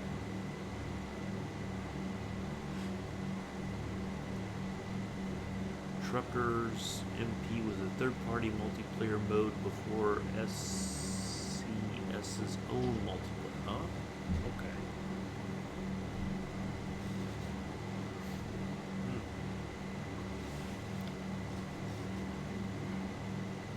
I'd be curious to see what they create. I know one of the guys, Edson, who's one of the main people there at Parallel 42. I know he does truck sim. Apparently, he plays that quite a bit. He quite enjoys it when he's not working on developing stuff for Flight Sim. Yeah, I know who they are.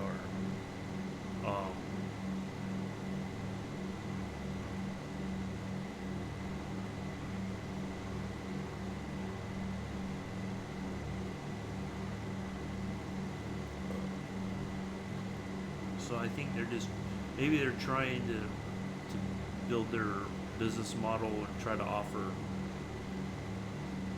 more outside of Flight Sim. Maybe it could be too that the content creation for ATS or ETS is far simpler than what what you have to deal with for flight sim.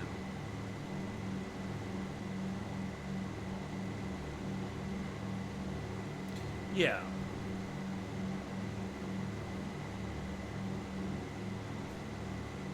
So if they make, like vehicle mods, stuff like that,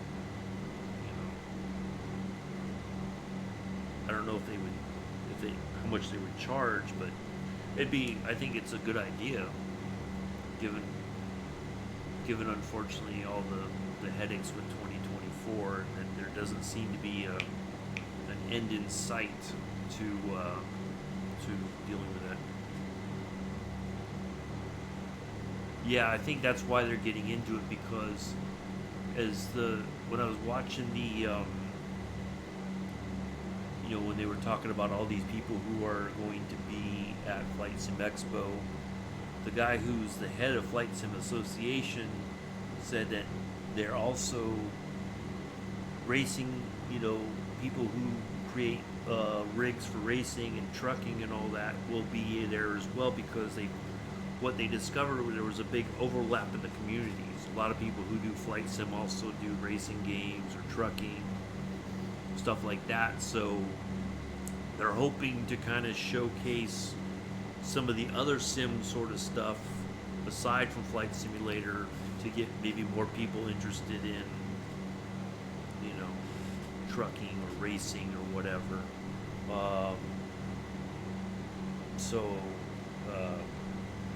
I'd be curious to see what that looks like at Flight Sim Expo. If there's a big draw, is there enough draw? Are people going over there and kind of like, well, let me check this developer out, or this, maker of rigs or whatever, or steering wheels and pedals and all that kind of stuff. But it's definitely a very expensive hobby. All right, 90 nautical miles out.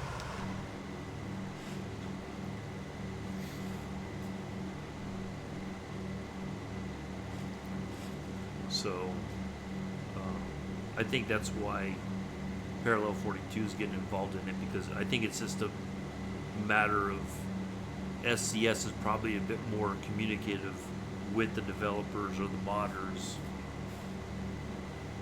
if they run into an issue. Whereas it seems lately Microsoft/Asobo have not been very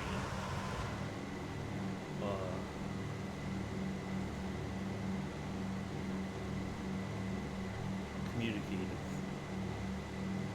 with developers. That's my take on it. I could be completely wrong, but the sense I get is that they're not very good about their communication. So, for whatever reasons, I don't know why.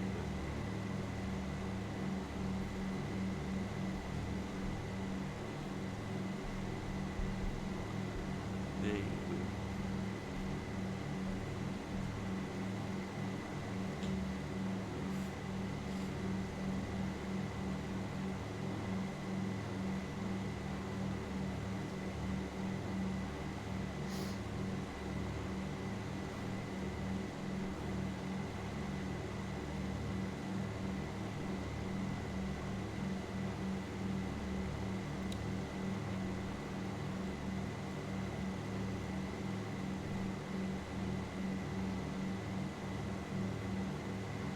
You're not getting younger, and you're wasting your time.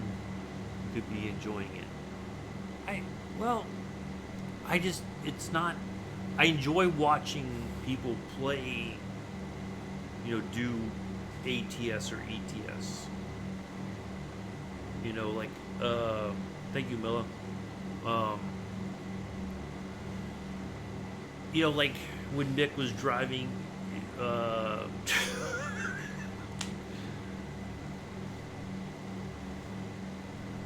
Joseph's got to chime in. Okay, Milla. Okay, Milla. Okay, Joseph. Oh, Joseph. Anyway, like in certain areas when you guys are driving through like California or places that I know that I can point things out, like a touristy sort of thing. I enjoy that. I don't know that I would enjoy the driving necessarily.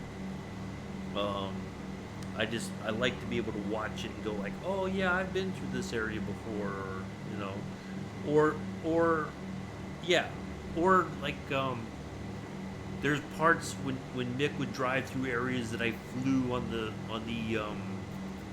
Route 66 thing. He's like, you flew over this in that one flight you did from here to here or something like that. Oh yeah. So we can connect it to flight simming and trucking. But I don't know. It's just not my cup of tea to get involved in, besides watching it and commenting on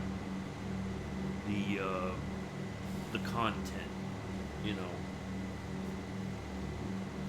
So, or where are we, and what are we looking at, that sort of thing.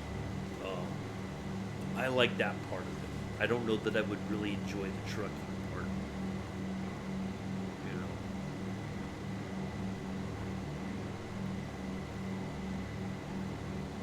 Maybe it's because, like when I was in the military, driving military vehicles, but I'm like that with some games as well. Yeah, you like watching. Like I wouldn't play FC25, but I'll watch Mick and Paul's play and listen to a rant about it. But would I buy it? No. Would I want to play it? No. What was I saying?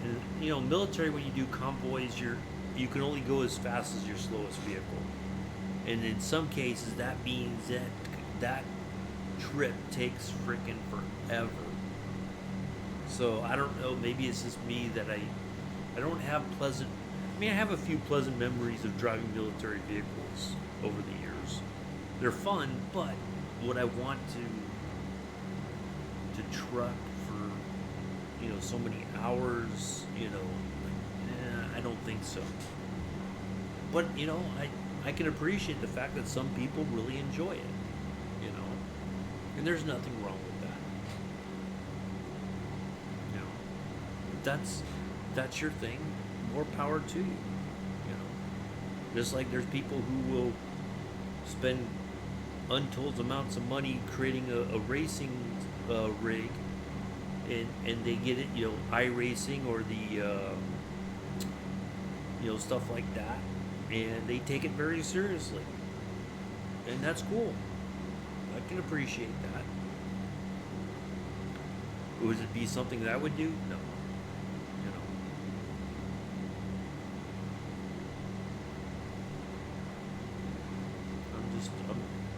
I'm happy that I have what I have, and I enjoy the flight simming part because I can. The thing that I like the most is I can come up. I have a plan, Even if it's just a straight flight from point A to point B, there's a part that I should have. I have some kind of a plan that usually involves the landing area, situation. What am I going to do? How am I going to handle getting to the landing runway? That sort of stuff. So I like that aspect of it. What altitude am I going to cruise at? What kind of terrain do I need to worry about? Is there going to be a lot of mountains in the way? No? Okay. Well, then I don't have to go so high. I can cruise comfortably at a lower altitude so we can see some of the terrain and whatnot. Granted, this is pretty bland looking. It's just this dry, area. But it's part of the world that none of us would, none of us would ever get a chance to see otherwise. So is it a decent enough representation? You could say, oh boy, that's a pretty dry looking area. Oh, there's a little bit of water back there. But otherwise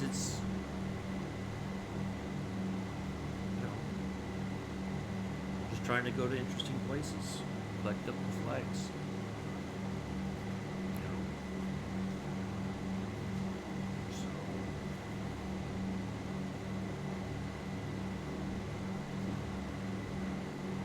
we'll get to do it in this classic plane. All right, 65 nautical miles out. Let's see how much closer we get to the getting close to the top of the sun. So actually, what we can do is dial in our 4,000 feet now, and we can just have a nice steady descent into.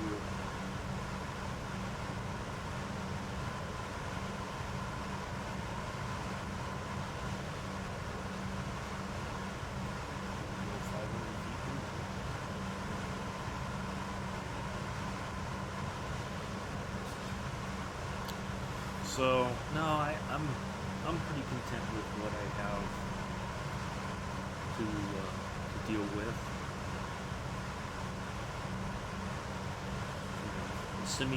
Flight simming keeps me occupied enough to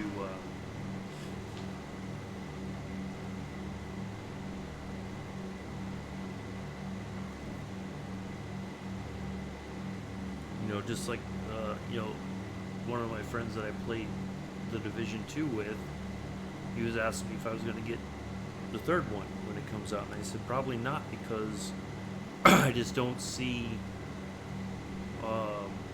it's been fun, but I just don't think that it's something I want to get involved in past the second one. A lot of those games have become very disappointing, so I said I think once we get done with things in Div 2, I may pop on once in a blue moon, but I'm not going to give it as much time as I used to. I said I think I'm just going to start playing the golf game on a regular basis. Doesn't necessarily mean I'm going to stream it, but I'm just going to play it for my own enjoyment.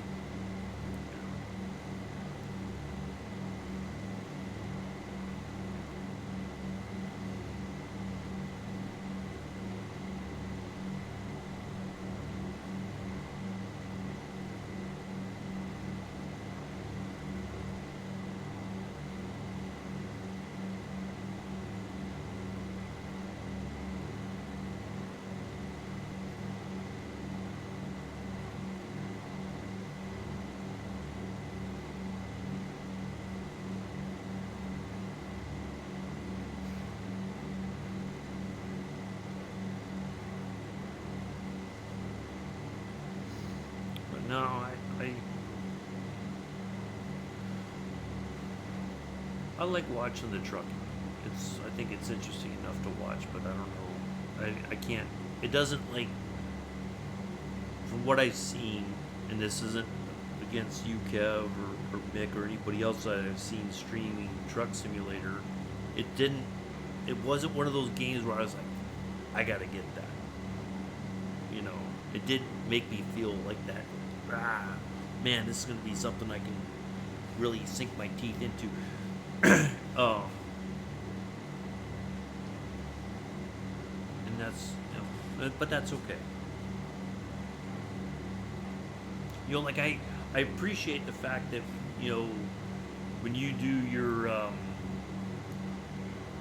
like Mac-R Friday or your modded truck thing during the week or whatever, Kev,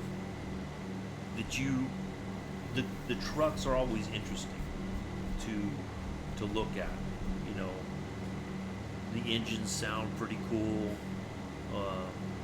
I don't know if they are the most realistic sounding engines, but it's like, okay, this gives me enough of an idea of what the engines may have sounded like. For instance, a bit of the history of the trucks, when it was built, that sort of thing. I can appreciate stuff like that. That's a pretty cool thing.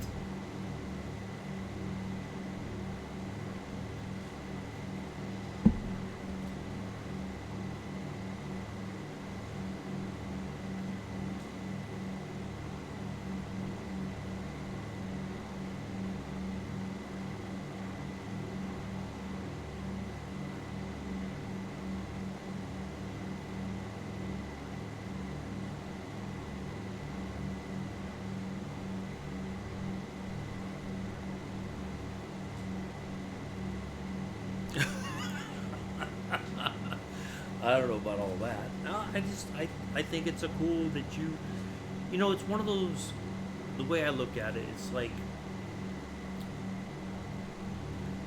there's plenty of things in the world that you can really lose yourself in, right? You know, if like for a while, trains was my thing. You know, I tried to learn as much as I could. Oh, this locomotive and you know this railroad and all that.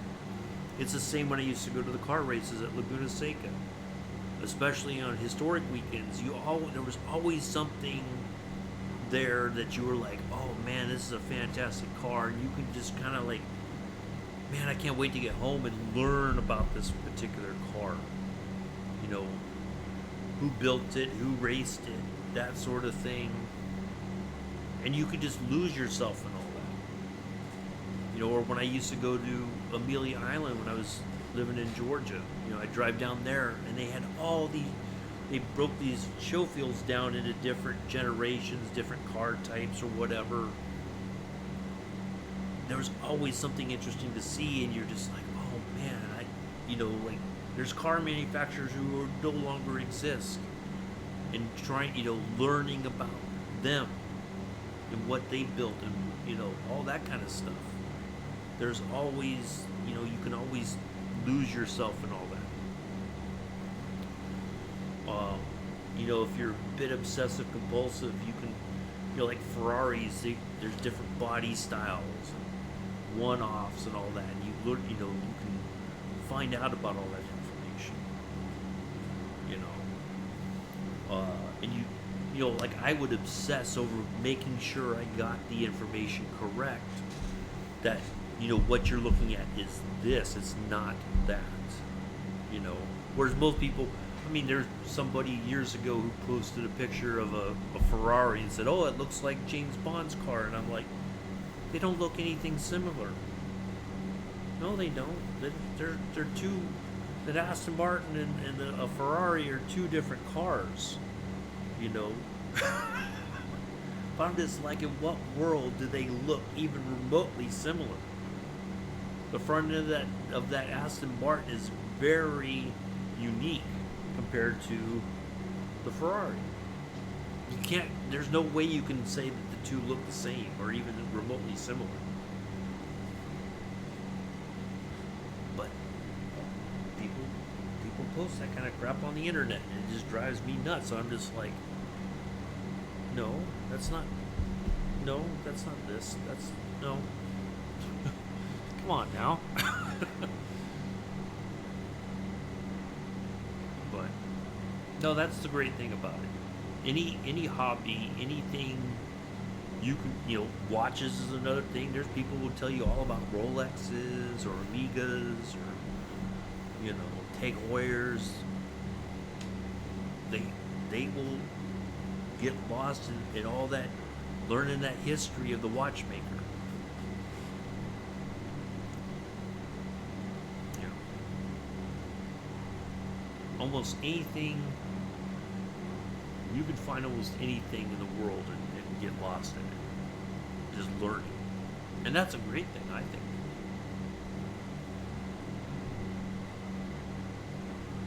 I swore I put down to 4,000 feet. Why am I stuck at 5?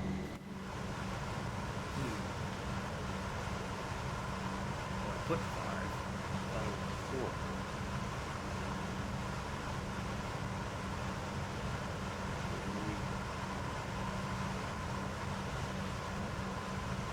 Even put the stuff in the right.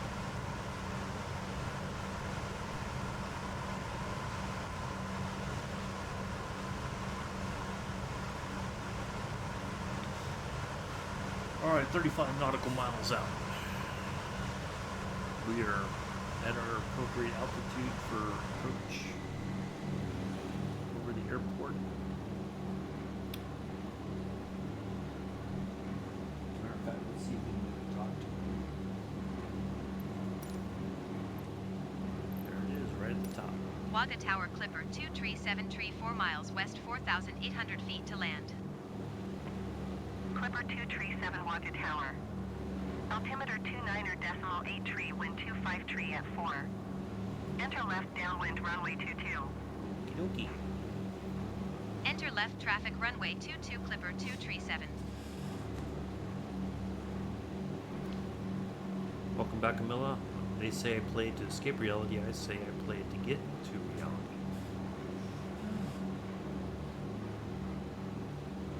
Yeah, I can understand that.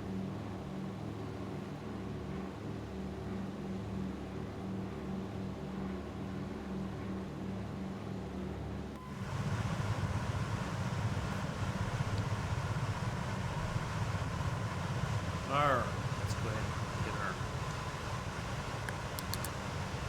flaps open. This on.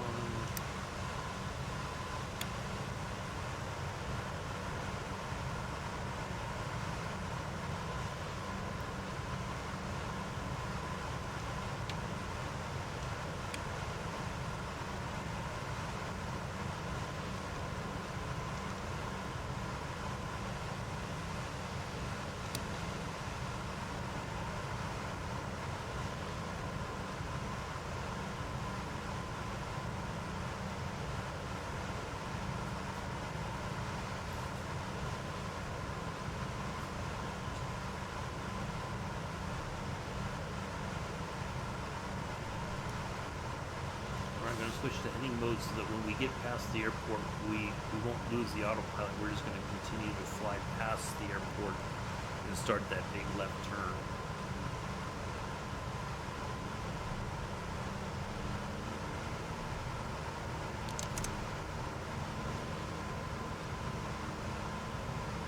Alright, I'm going to take a quick break, folks. I'll be right back.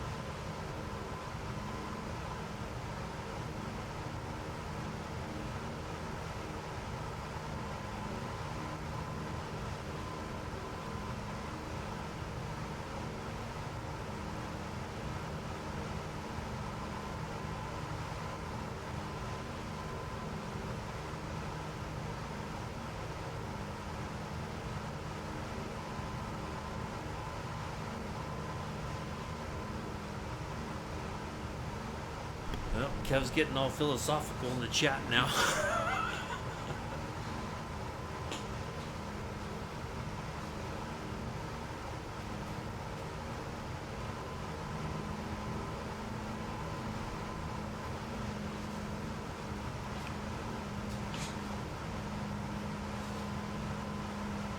We're 22 nautical miles out. Let's double check some stuff. Make sure we are set for landing. Preparation for our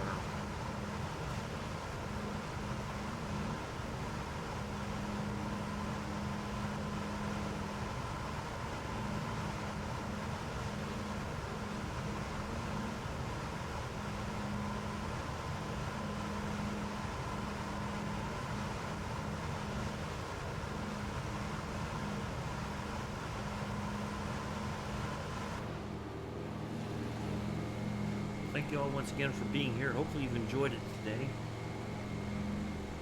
Back next Saturday, same time, unless something changes. I will keep things updated on the Discord if I have to cancel next Saturday's stream. Hopefully we won't. So yeah, hopefully the next Saturday will be another good flight. Today's has been pretty awesome, I think. Not the most interesting scenery we've flown over, but, well, what I like to do, watch 2 hours of news or drive a cartoon truck. Well, yeah, you're right. I would agree with that. You're right. Or a cartoon. You're right. Completely agree, Kev.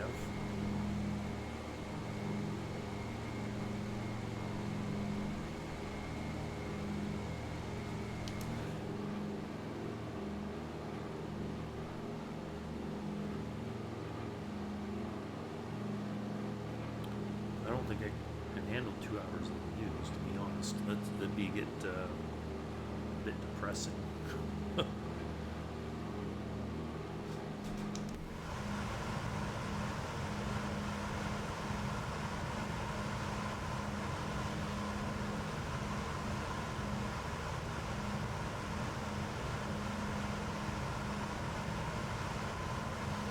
Those work out perfectly, I think. Hopefully, while after we pass over and start our big left turn, the ads will have played, and we won't have to worry about that on landing.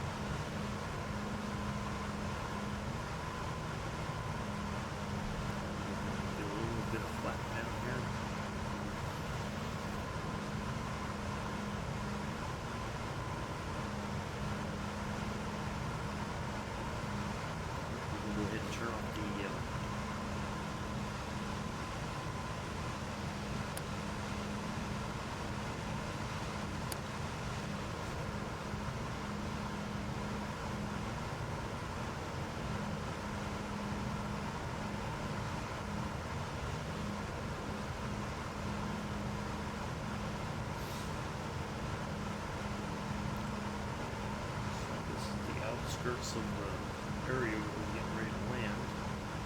So we'll have, yep.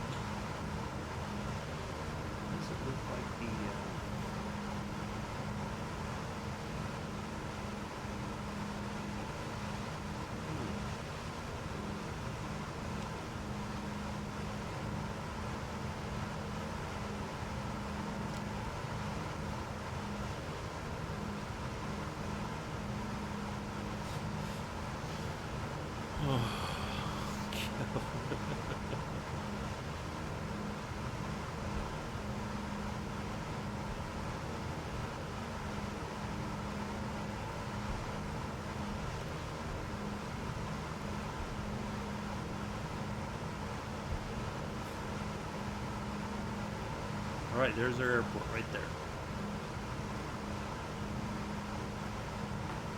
Right in front of us. Can't miss it. So, looks like, let's have a look at our nav map here. Okay, I see.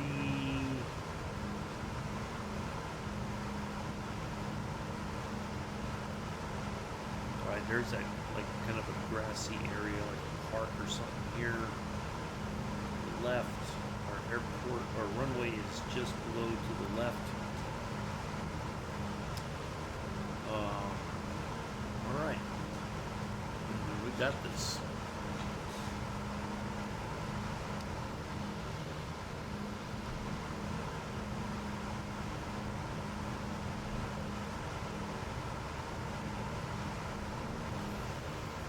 Fly past the airport.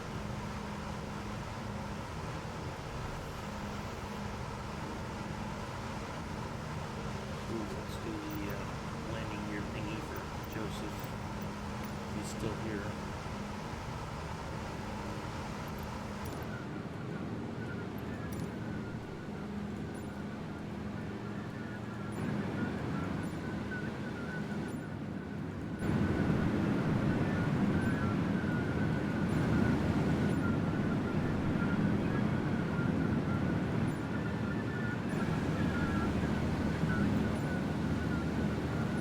There it is.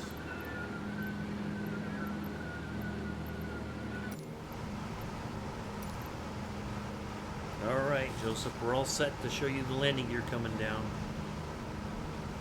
Wait for the ads to play and then we'll get set up here.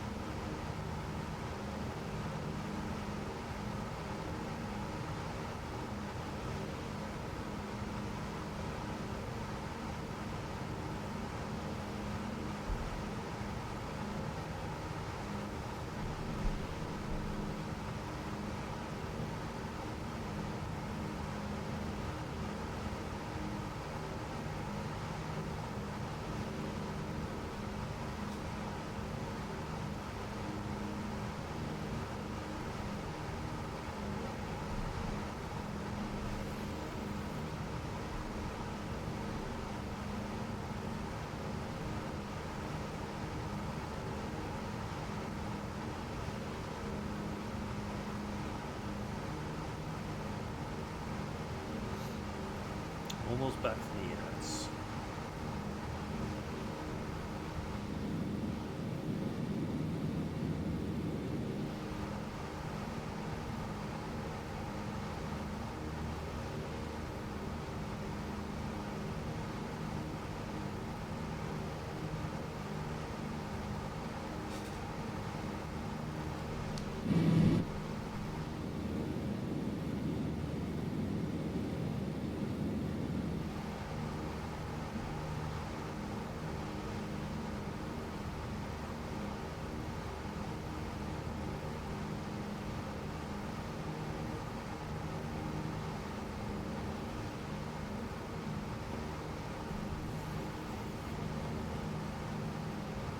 Alright, everybody's back.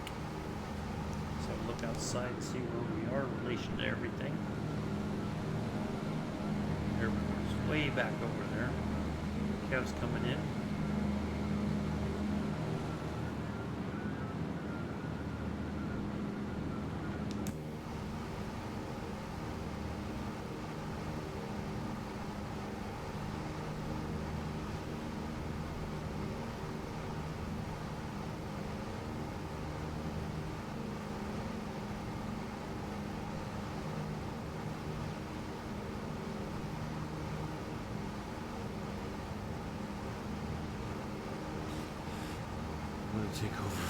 No,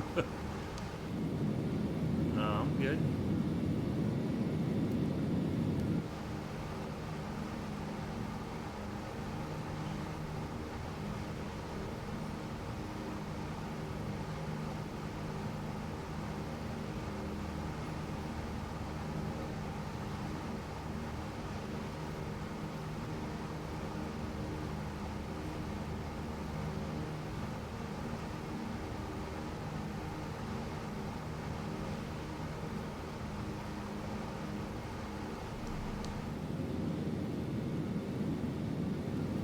Alright, airport's in sight. Fly out this way just a little bit and then we'll turn.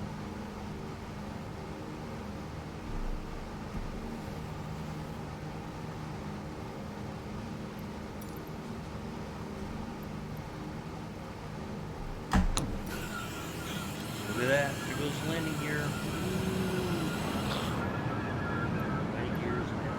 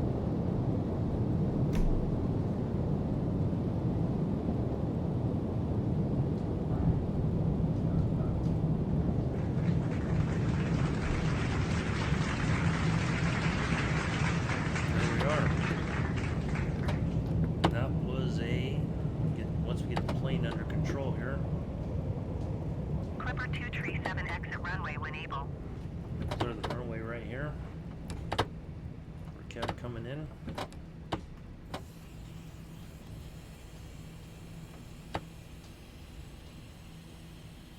Clipper 237 contact ground on 118.1. Thank you. Going to 118.1 Clipper 237. Oh, of course not. That was a 64. I'll take it. Now we're just waiting on Kev.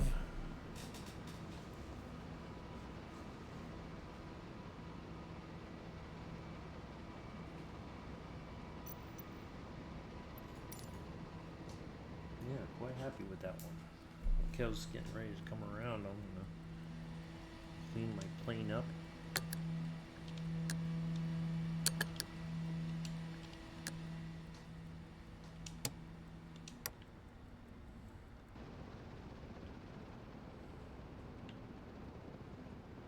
Matter of fact, we can watch him while we.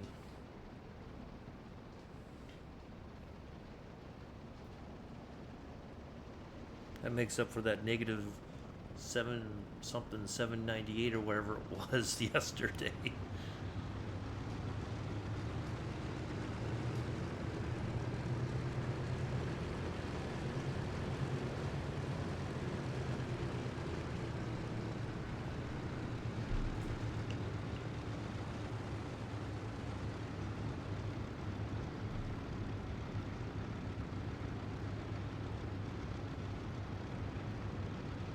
Bit of a crosswind, Kev.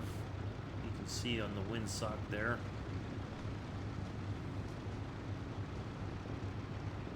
Not too severe, but a little bit of a crosswind.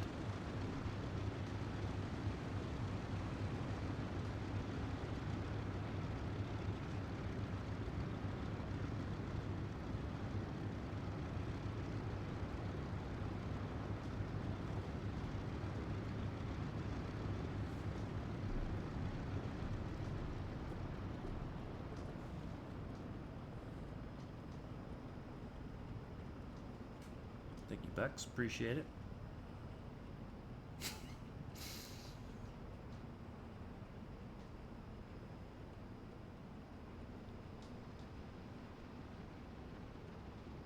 Yeah, quite pleased with that one after yesterday's landing there in Jeju. That was soul crushing. Paige says hi. Hi, Paige. Hello from America. How are you?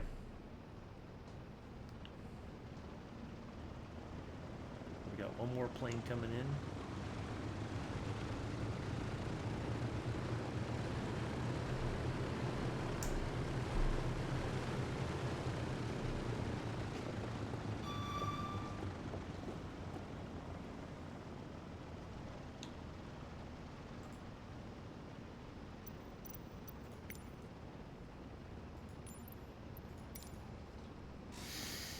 Well, thank you for the biddies. Appreciate that, Mick. Real quick. Let's just have a quick look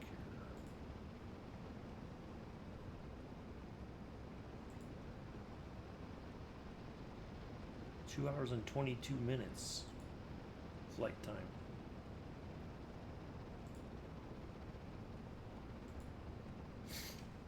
I was hoping we were going to get a tailwind. We would have gotten here a little bit sooner, but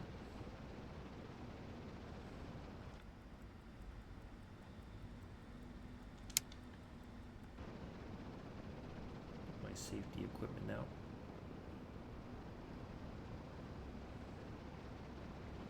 All right, here comes Kev. Come on, Kev, you can do it.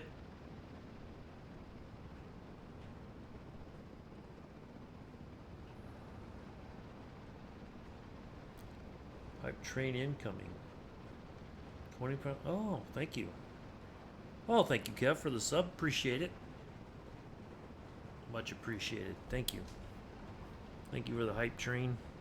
Wasn't expecting that.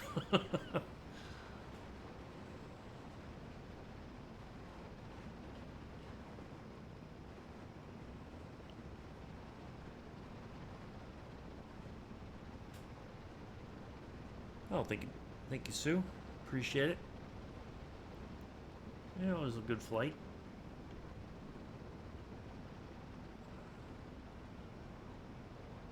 Waiting on our fellow aviator to land. We'll wrap things up. Try to get it wrapped up before the whatchamacallit's done. Before the ads start up.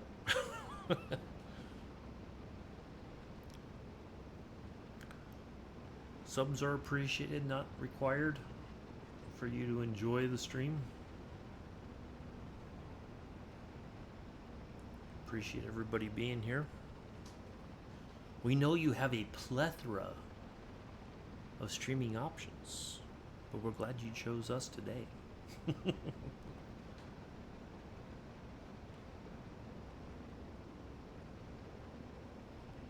you know what a plethora is? Yeah, we know, Joseph. Were you supposed to be somewhere else?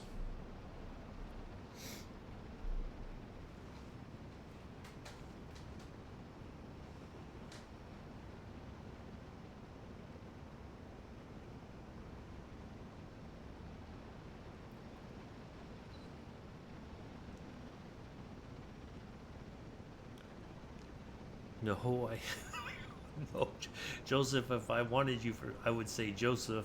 Hello.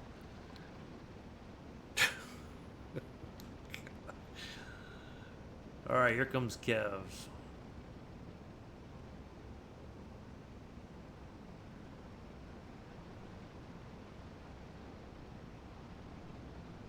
Float it, Kev. Float it. Float it.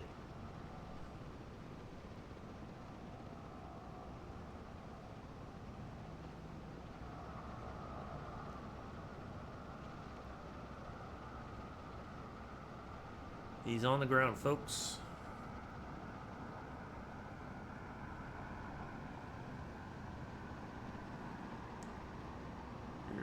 Here he comes. Kev got... What did you get, Kev? Let's see. I might have to look it up. What did he say? How'd you do, Kev?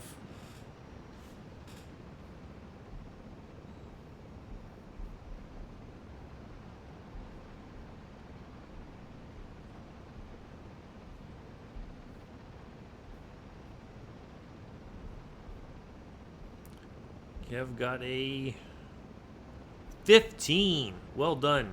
Well done. Very well done. That's what I'm talking about. He greased it.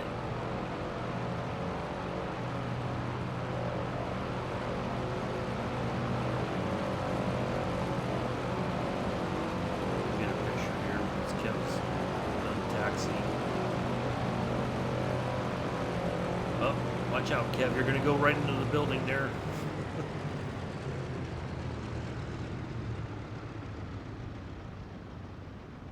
Don't hit the gas station.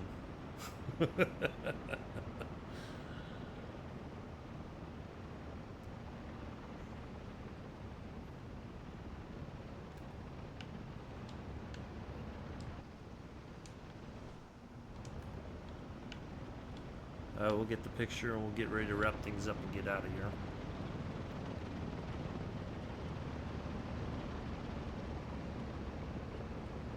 There we are. Welcome to Burkina Faso, everybody.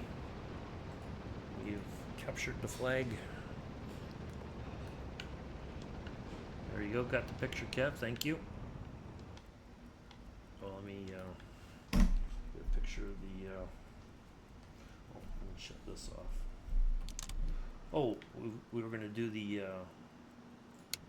see if we could figure out the, thing in the back there. So, yep, there's a coffee maker right there. Something. Some kind of a, something or other. There's your cups and saucers and whatnot. I don't see a galley switch back here anywhere, but I would assume that once the power is on, and that should be the loo right back there, and there's the baggage compartment. But there we go. So there is a coffee maker or something back there. But anyway, let's go ahead and shut all the stuff off here. 2 hours and 22 minutes, not bad. So we'll wrap things up, get out of here before the ads start, and all that. So thank you very much, everybody, for being here today. Thanks, Kev, for flying along. Thank you for the subscription as well. Appreciate it. Thank you for all the biddies today from Mick and Kev. Greatly appreciated. And we'll be back next Saturday unless something happens, but I will keep everybody informed through the Discord. I'll message you, Kev, if we're not going to fly on Saturday. Hope your back feels better. I'm sure you're eager to get out of here and go lay down and take a break. So thank you, Mel. Appreciate it. Thank you, everybody. See you all next Saturday, or see you in other streams. You'll see me around. I'm usually somewhere. I have been. Oh, almost forgot it. Do enjoy the rest of your morning, afternoon, evening, Saturday, possibly Sunday already for some folks. I have been and always shall be your host, pilot, lead singer, and driver of the airplane, Uncle B. Until next time, peace, live long and prosper.